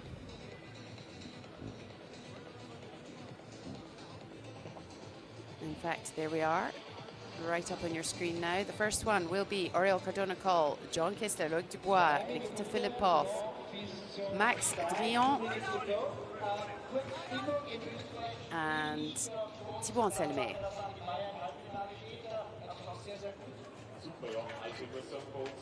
That was Oriol Cardona-Coll strolling out there. John Kistler and Loic Dubois following him.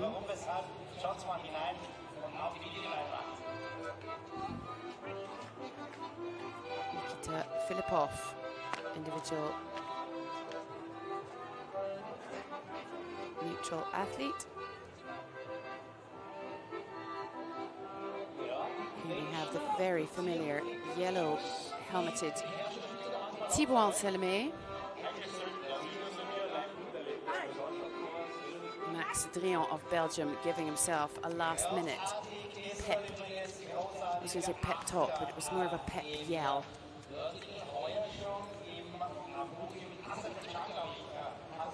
Now this is going to be interesting, I think, Mireia. It's going to be really interesting. We have very strong athletes here. Thibaut Anselme, now Oriol Cardona-Coll. We have very, very strong athletes. Now in screen, Loic Dubois, but Thibaut Anselme, Oriol Cardona-Coll, John Kistler, all of them very used to be on the finals and to battle for podiums.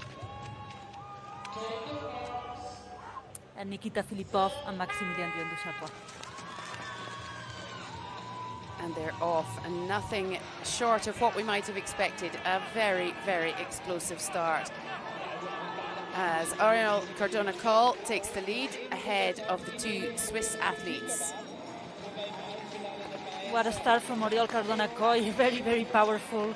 When Oriol is in shape, he tries to start fast and strong, and it's what we are seeing today. He has been leading also his heat, and he has a start with an amazing power to the semifinal. But just behind him is John Kissler, Thibaut Selmet opening on the left, Loïc Dubois, Maximilien Drion just behind Loïc Dubois, and on the other side Nikita Filipov.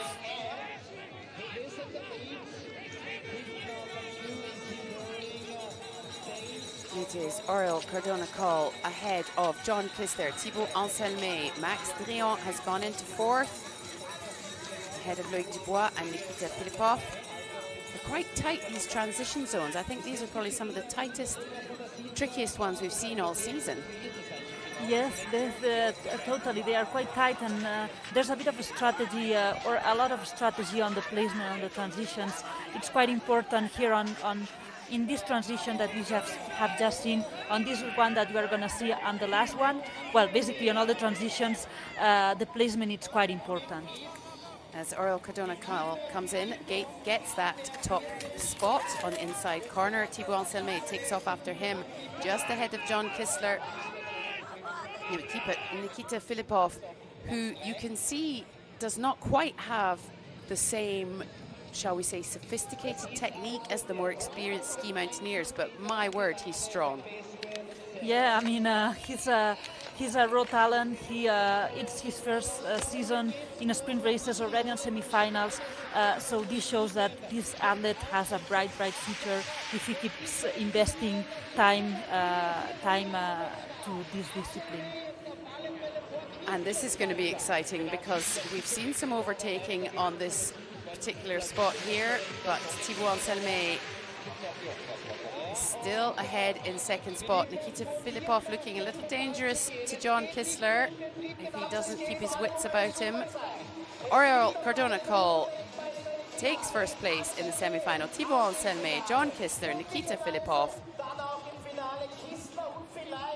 Looks like Loïc Dubois and Max Drion. I didn't see what happened, but not perhaps the finish he would have hoped for there. It's a sprint race, everything can happen. It's very short, very fast. So if you don't have the best day, it's very easy to don't have a good race. And what a race we have had. Oriol Cardona leading from the very beginning, but just behind him, what a fight between John Kissler, Thibaut Anselmet. Here we see also Loïc Dubois, Maximilien Drion, and Nikita Filipov, that I would say that for me at least it's a bit the surprise of this season. We have many youngsters as John Kissler, Haute Ferret, that are being a surprise this season with the results, but also Nikita Filipov doing an incredible season, a sprint race by race improving, and here fighting with these top athletes as Oriol Cardona, John Kissler, or Thibaut Anselmet for this second place. Indeed, John Kissler has really surpassed himself this season. A couple of podiums, and here he is possibly primed to make it to another final in the sprint. We shall have to wait and see. And here we have semi-final number 2, Ott Ferrer Martinez, Andreas Meyer of Austria, Matteo Favre of Switzerland, Rocco Baldini of Italy, Florian Sautel of France, and the second Spaniard of this heat, Inigo Martinez. Or did I say Ott Ferrer? I'm sorry. But here we are, heading out one by one. Ott Ferrer Martinez gone out there. Andreas Meyer. I think if he could be powered by the wattage of his smile, he'd be winning this race immediately. Matteo Favre of Switzerland, his third time in 3 races in this, getting to this stage. That was Rocco Baldini, followed by Florian Sautel, and here we have Inigo Martinez of Spain. A very strong showing from Spain in the semi-finals. Florian Sautel from France. Matteo Favre. Andreas Meyer.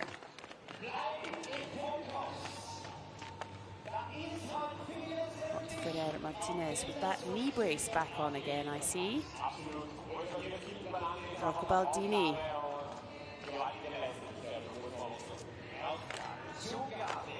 And number 7, Inigo Martinez.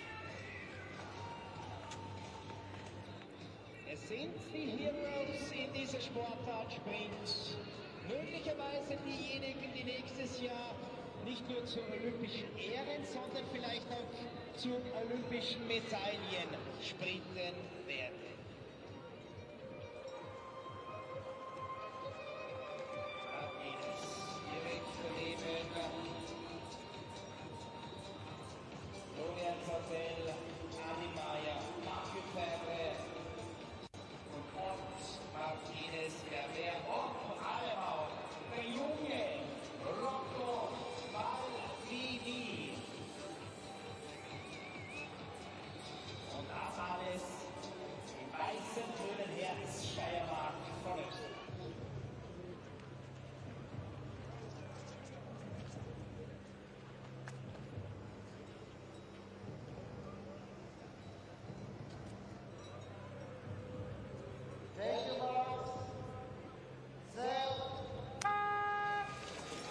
Away they go, and wow, what a start from Rocco Baldini there, who was 6th at the FISU Games in January, but it is the Spaniard, Ott Ferrer, who takes off at the front, and in fact overtaken by the other Spaniard, Inigo Martinez. We want peace between both of them, huh? But yeah, Rocco Baldini, that was looking very, very focused on the start line. He has tried the strongest start, but Inigo Martinez and Ott Ferrer, that both have very, very strong starts. They are very explosive athletes, as we see here, both leading this semi-final, one on each side of the screen. Indeed, and already creating quite a gap between themselves and the 4 athletes behind.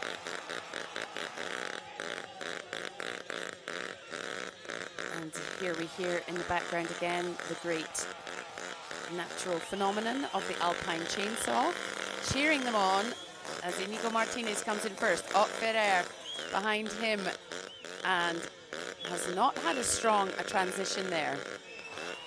No, not as strong as we are used to, I would say. And the other competitors that took the opportunity, we have Rocco Baldini trying to overtake Ott Ferrer here on the foot part, and also I think that the Matteo Favre. Matteo Favre, exactly. Matteo Favre on the other side, Florian Sautel and Andreas Meyer just behind. And we'll see here Inigo Martinez in first, Rocco Baldini in second, Ott Ferrer in third, and Matteo Favre in fourth. Did you see that little sneaky move there? Very, very well played. Rocco Baldini put himself right in front of Ott Ferrer as they were coming up the foot part there, making it very difficult to overtake, and it has worked because he's gone into second place. Very, very well played there from the young Italian. Second place, and very close also to Inigo Martinez del Borno. From the last images we were seeing him just on Inigo's skis. Here he had a bit of a slower transition than Inigo, but fast enough to leave second before just before Ott Ferrer, Matteo Favre.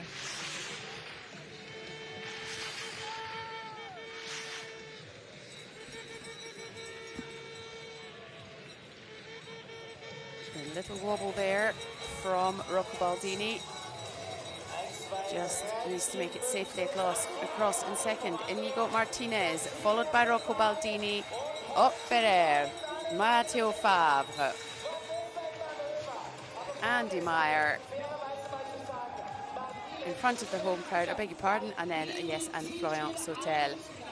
What a race there. That was really exciting. I would say what an incredible race for Rocco Baldini. Yes, incredible. I think that it will be his first final of this season for sure.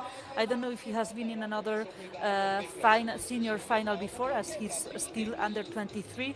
But what a race from him! Very well managed. He has done a very strong start. Otferre and Inigo Martinez stronger here on the start, but then he has taken the opportunity, and on the foot part he has overtaken Otferre, closing the gap with Inigo Martinez and being able to manage to secure the second position on the downhill.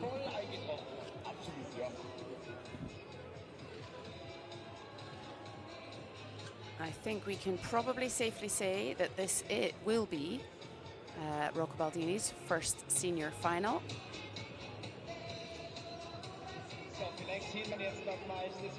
And on the women's side, we'll also have Maria Costa, I think, on her first senior final. So it's super. I mean, it's super exciting because both are under 23, Rocco Baldini and Maria Costa, and now we see them on their first final. We see this young talent, how they are pushing, and seeing them on more and more on finals.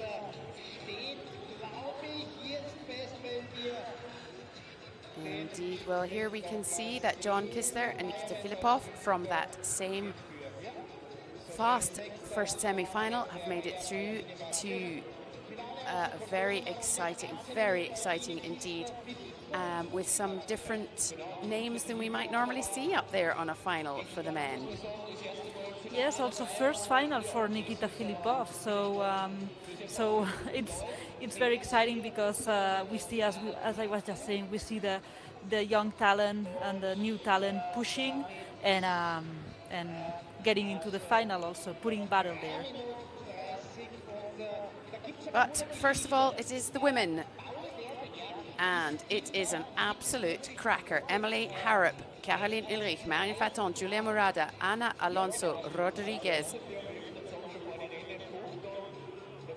and Maria Costa Diaz. Emily Harrop, world number 1 and currently leading the sprint ranking.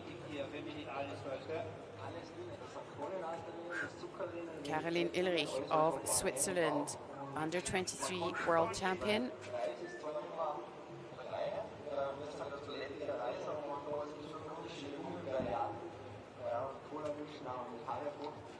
Her compatriot from Switzerland, Marianne Faton, 2-time and current world champion.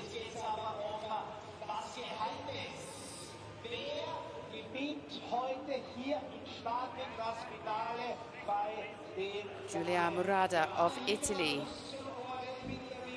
former long distance world champion and second in the sprint rankings a few years ago. Ana Alonso Rodriguez, number 4 in the sprint rankings, second in the European Championships, 4th in the World Championships. Maria Costa Diaz.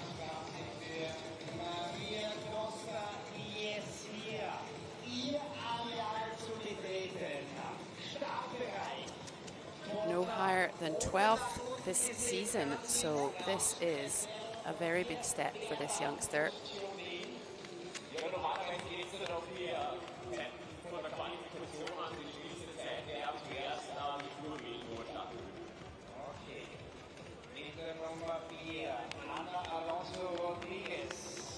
Bit of a pep talk there from a mentor, no doubt.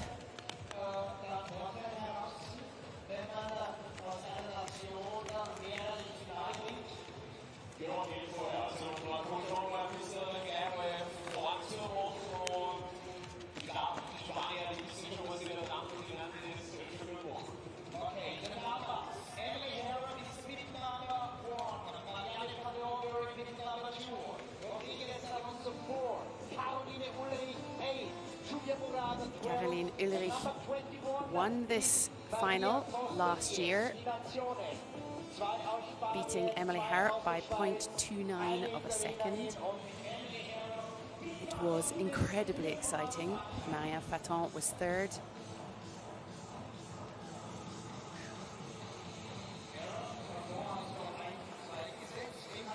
Julia Murada, Emily Harrop and Marianne Faton. Harrop, Faton, Murada were the winners in 2023.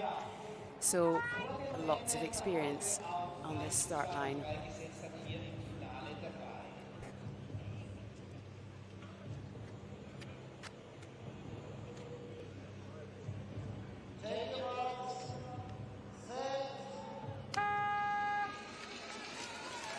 Here we are, the women's final in Schladming in the sprint race, and it is absolutely all to play for, as it looks like a very straight line there, but Emily Harrop and Marianne Faton and Caroline Ulrich making their mark. Emily Harrop has had a few slips on her skins today. Yeah, the snow conditions on the start are not very good. We see Julia Murada now, the last one, because she also had some problems on this first part of the track course.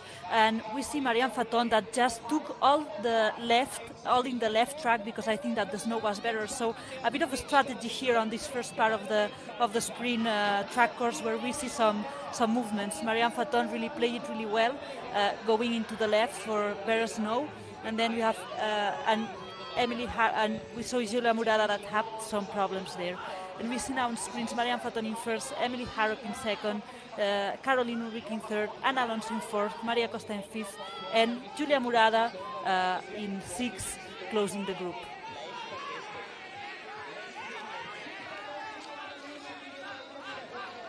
And the spectators and the coaches are absolutely in full voice as Marianne Faton leaves transition first, ahead of Emily Harrop.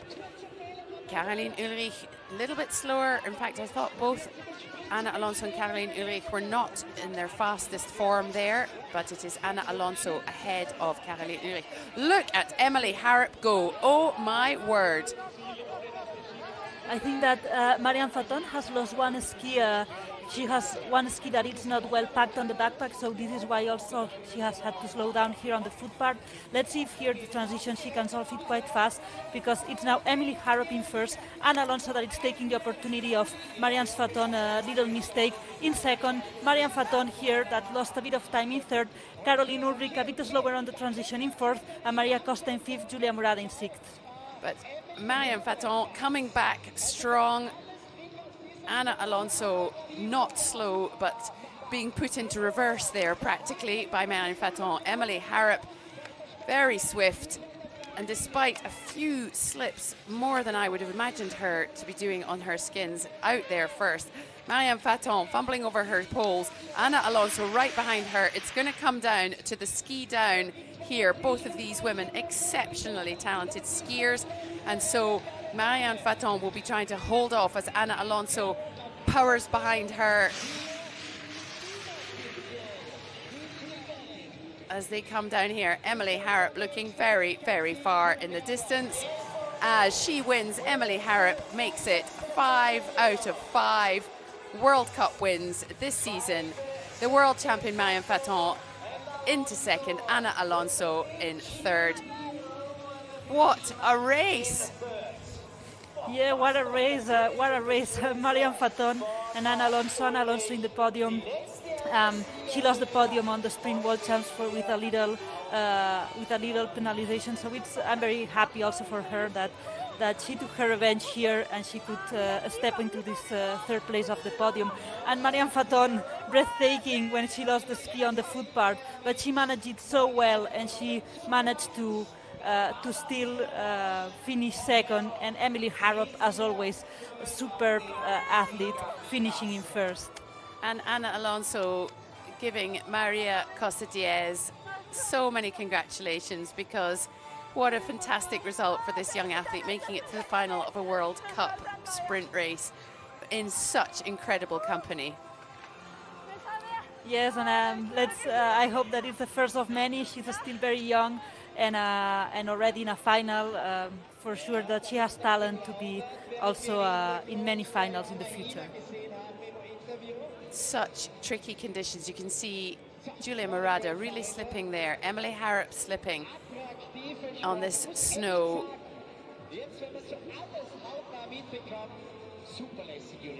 Ja, absolut. Also vor allem auch für die Zuschauer. Und es ist richtig spannend, wenn die gegeneinander antreten und muss man echt sagen. Marianne Faton will be disappointed with that small unfortunate incident with her skis. You can see there that it just didn't catch. What happens is that the bindings did not catch. It flipped around. You can see she's trying to keep as steady as possible so they don't fall out, and she did exceptionally well there to get back into second, keep Anna Alonso at bay.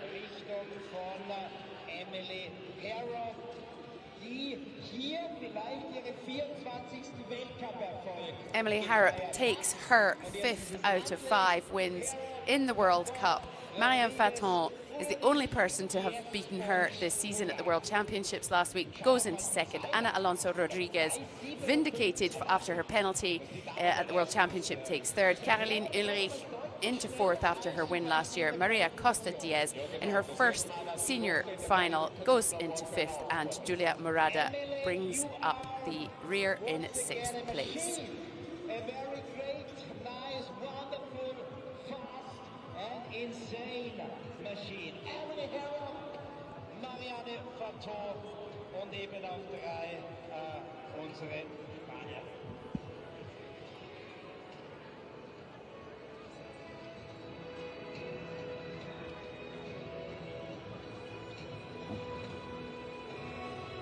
And we have podium ceremony.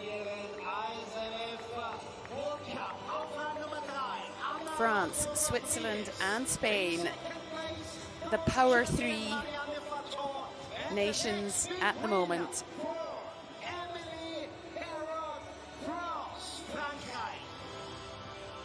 As Emily Harrop's smile could split the skies. What a phenomenal season she's having.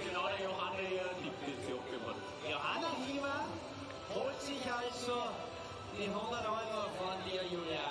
Ja. Jetzt muss schon um so. Wir spielen nicht um Geld, sondern es geht um alles oder nichts jetzt da im Herrenrennen. So, die Liste haben wir da. Das ist unsere Information, unsere 6 Namen, die sich qualifiziert haben. Und da wären dabei ein Weltmeister namens Congratulations after Morjan that you came second, now winning again here in Schladming. How special it was for you? Yeah, for sure. It's really cool to win again. Of course, Morjan, you know, I was disappointed with the second place because it was really the big objective, the big goal of my season. But I just fell on, you know, such a strong athlete that day, and Marianne was so amazing. So yeah, then I just thought, well, I've got to try new things this in the next part of the season, and I really want to start that in Schladming and see how it goes. So yeah, I'm really happy today. Congratulations. Ist schwer, dass man von einer Außenseiter sprechen kann, aber der Iligo war schon auf dem Weg. Emily Harrop talking about her disappointment in not making the World Championship #1 spot last week, but a clean sweep thus far across the World Cups leaves her in first place with a bit more of a gap between her and Marianne Faton, or perhaps it's probably the same actually. Ana Alonso Rodriguez goes into third ahead of Celia Perapese, Lena Bonnell in fifth, Tatiana Paller, Caroline Ulrich goes up to 7th, Marta Garcia drops to 8th, Julia Murada in 9th. What a season so far for Emily Harrop. What a season, what an incredible season. She's an incredible athlete, and this season, I mean, I have no words to describe it. What an incredible season. And what is so extraordinary is that when she, you know, when we first started the live streaming for this, she really, you know, she was a good athlete, and she has had this fantastic stratospheric, you know, she got taken into the Armée des Champions in France, got the ability or the chance to train full time, and she has absolutely grasped every single opportunity and made the most of it. And what an absolute legend of the sport she is becoming. Yes, indeed, indeed. it's not only the results, it's how she wins. She has a lot of elegance on her movements, on the transitions, on the downhill. So she's a superb athlete on all facets of ski mountaineering, and not only in sprint, also in individual races and relays. She's very polyphacetic on vertical races. Also, yesterday she did second. So she's a very complete athlete and technically very, very beautiful to see. And moving swiftly on to the men and talking about legends of the sport. Oriol Cardona Call up there against some really strong competition. Inigo Martinez, Thibaut Anselme, and the three youngsters, well, two youngsters, Rocco Baldini and John Kissler, and one other newbie to a final is Nikita Filipov. Now this is a sort of a game of two halves, I would say, really. Some newbies, some very experienced, and some young, but I'm making it three halves now, young and dangerous talent out there. Yes, and I think that this is why it's going to be so exciting. I think that the youth are very brave when they race. They don't care if they have Oriol, as we see now in screen, current world champion there. They are brave racing, so I think that it will be very exciting to watch what these youngsters will bring to this final. Indeed, we had Oriol Cardona Call, European and world champion. Now we have Inigo Martinez, his compatriot Thibaut Anselme, world number one, number 6 in the sprint rankings. Rocco Baldini, a big day for this young man from Italy as he takes on his first sprint final in a senior category. Another youngster, but not such a stranger to a sprint final. This is John Kissler of Switzerland. He's had 2 podiums in the senior category this year, a 2nd and 3rd place. Nikita Filipov, individual neutral athlete, also in his first ISMF sprint final.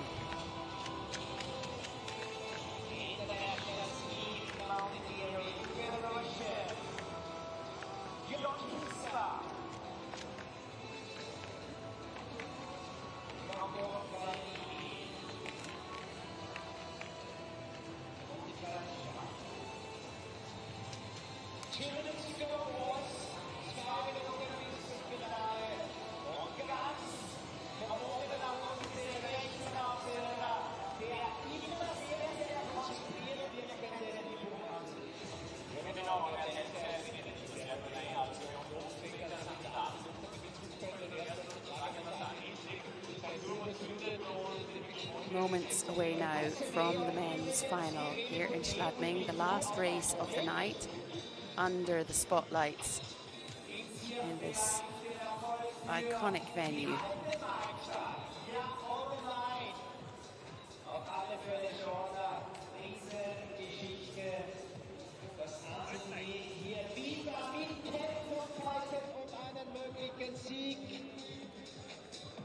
Possibility to win once again for Anselme, or is the winner's name Oriol Cardona Call won here last year. Thibaut Anselme has been 2nd twice in a row, once behind Arno Lieta and once behind Oriol Cardona Call, so he will be hoping to go one better. John Kissler was 6th here last year, and other than that, they are all newbies to a Schladming final.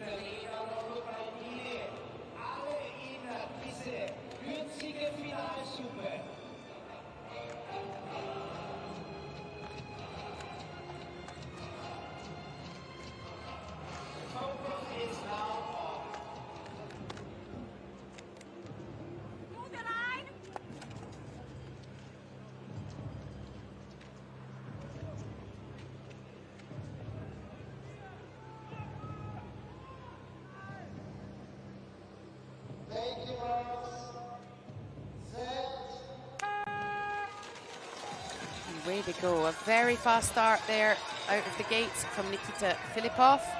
John Kissler just overtaking him, but on the other side of the pack it is Oriol Cardona-Coll, and what a fast start from the not normally explosive Thibaut Anselme.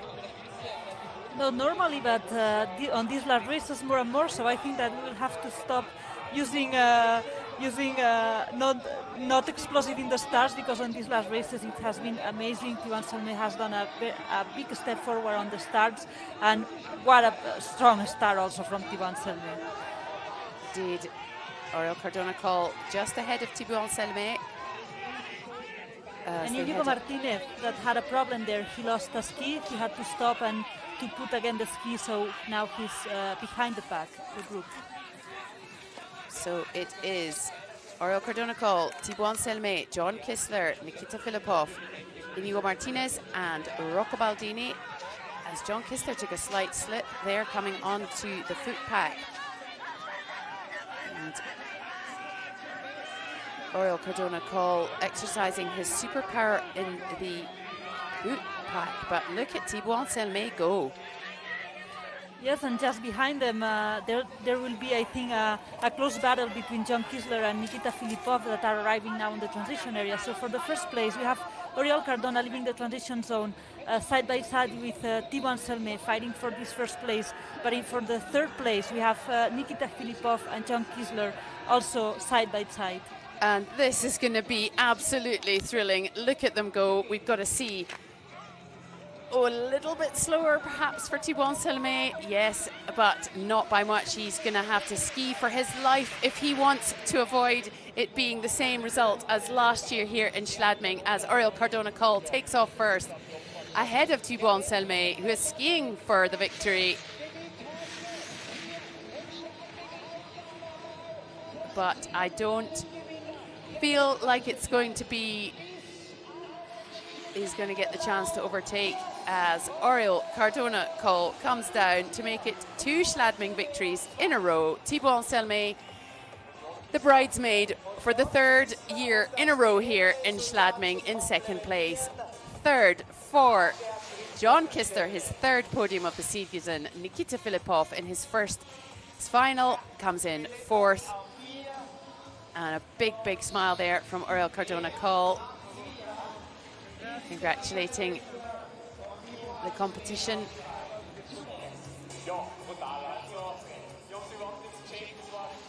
As Inigo Martinez comes down after a bit of a disappointing race and an equipment malfunction, and Rocco Baldini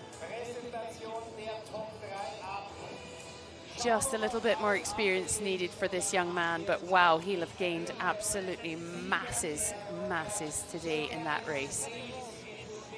Yes, it's always a great experience for the youth. It was his first final for Rocco Baldini, so it's experience on the backpack. And these two men, what an incredible race. Thibaut Anselme looked even, I don't know if he was happy or disappointed on the finish line. I think that he saw the victory so close and he could fight Oriol until the so very end, that the first reaction on the finish line, I have some doubts which one was. But what a start from Thibaut Anselme. What we were saying, until last year he had used us to do a bit of a slower starts, stronger ends of the race, but this year more and more we are seeing him starting very strong, and now here we have seen it in the final, starting side by side with Oriol Cardona. Really, Oriol Cardona, that is a really good and strong athlete on the starts. So what a step forward also from Thibaut Anselme on this sprint race management. Indeed. And John Kissler having such a great season. He's had his 3rd podium place, 2nd in the World Cup in Bormio, 3rd in the World Championships last week, and 3rd again here today. And Nikita Filipov in 4th. I would say that he could gain a lot by refining some of his technique, because he is so strong. Yes, I I agree, and with experience, everything will come.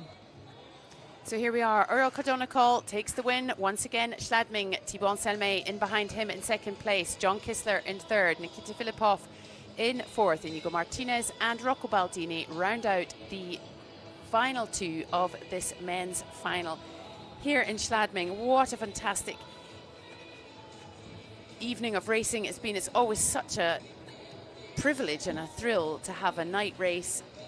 Makes it very exciting indeed.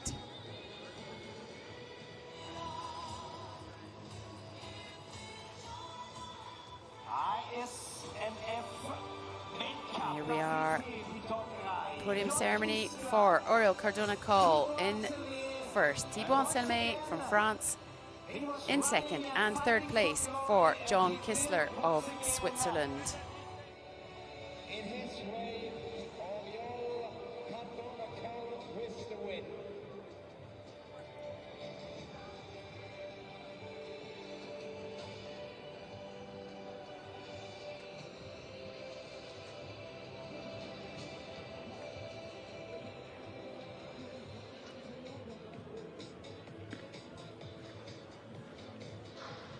Now, I've been saying all along that those were the podium ceremonies, but... Congratulations, Uriel.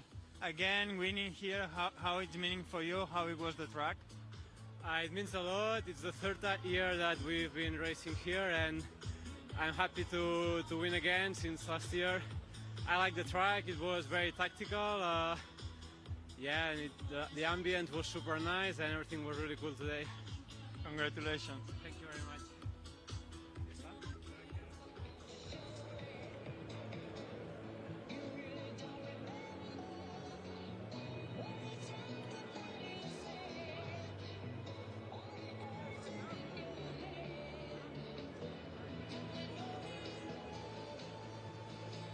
So in the World Cup ranking, Uriel Cardona into first, 451 points. Thibaut Anselme in second. Arno Lieta drops down to third because he wasn't here today. John Kissler goes up to fourth. Ott Ferrer down to fifth. Robin Bussard also down to sixth. Inigo Martinez stays in seventh. Biel Pujol up to eighth. Max Drian and Nikita Filipov both up into ninth and 10th respectively. It's all moving. Arno Lieta not being here made a bit of a difference. Yes, made a bit of a difference, but there are still some World Cups left on the season, and I'm sure that we will still see some difference here on the general classmen.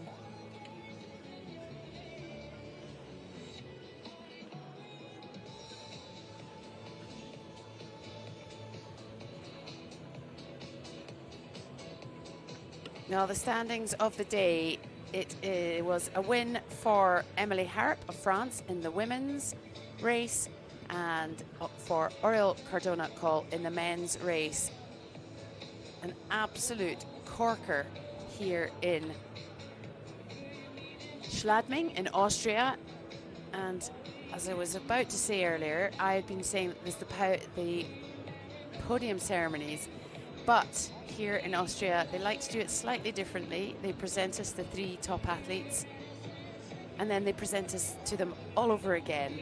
So not for the first time have I been caught out by that. So we will wait patiently for the podium ceremonies.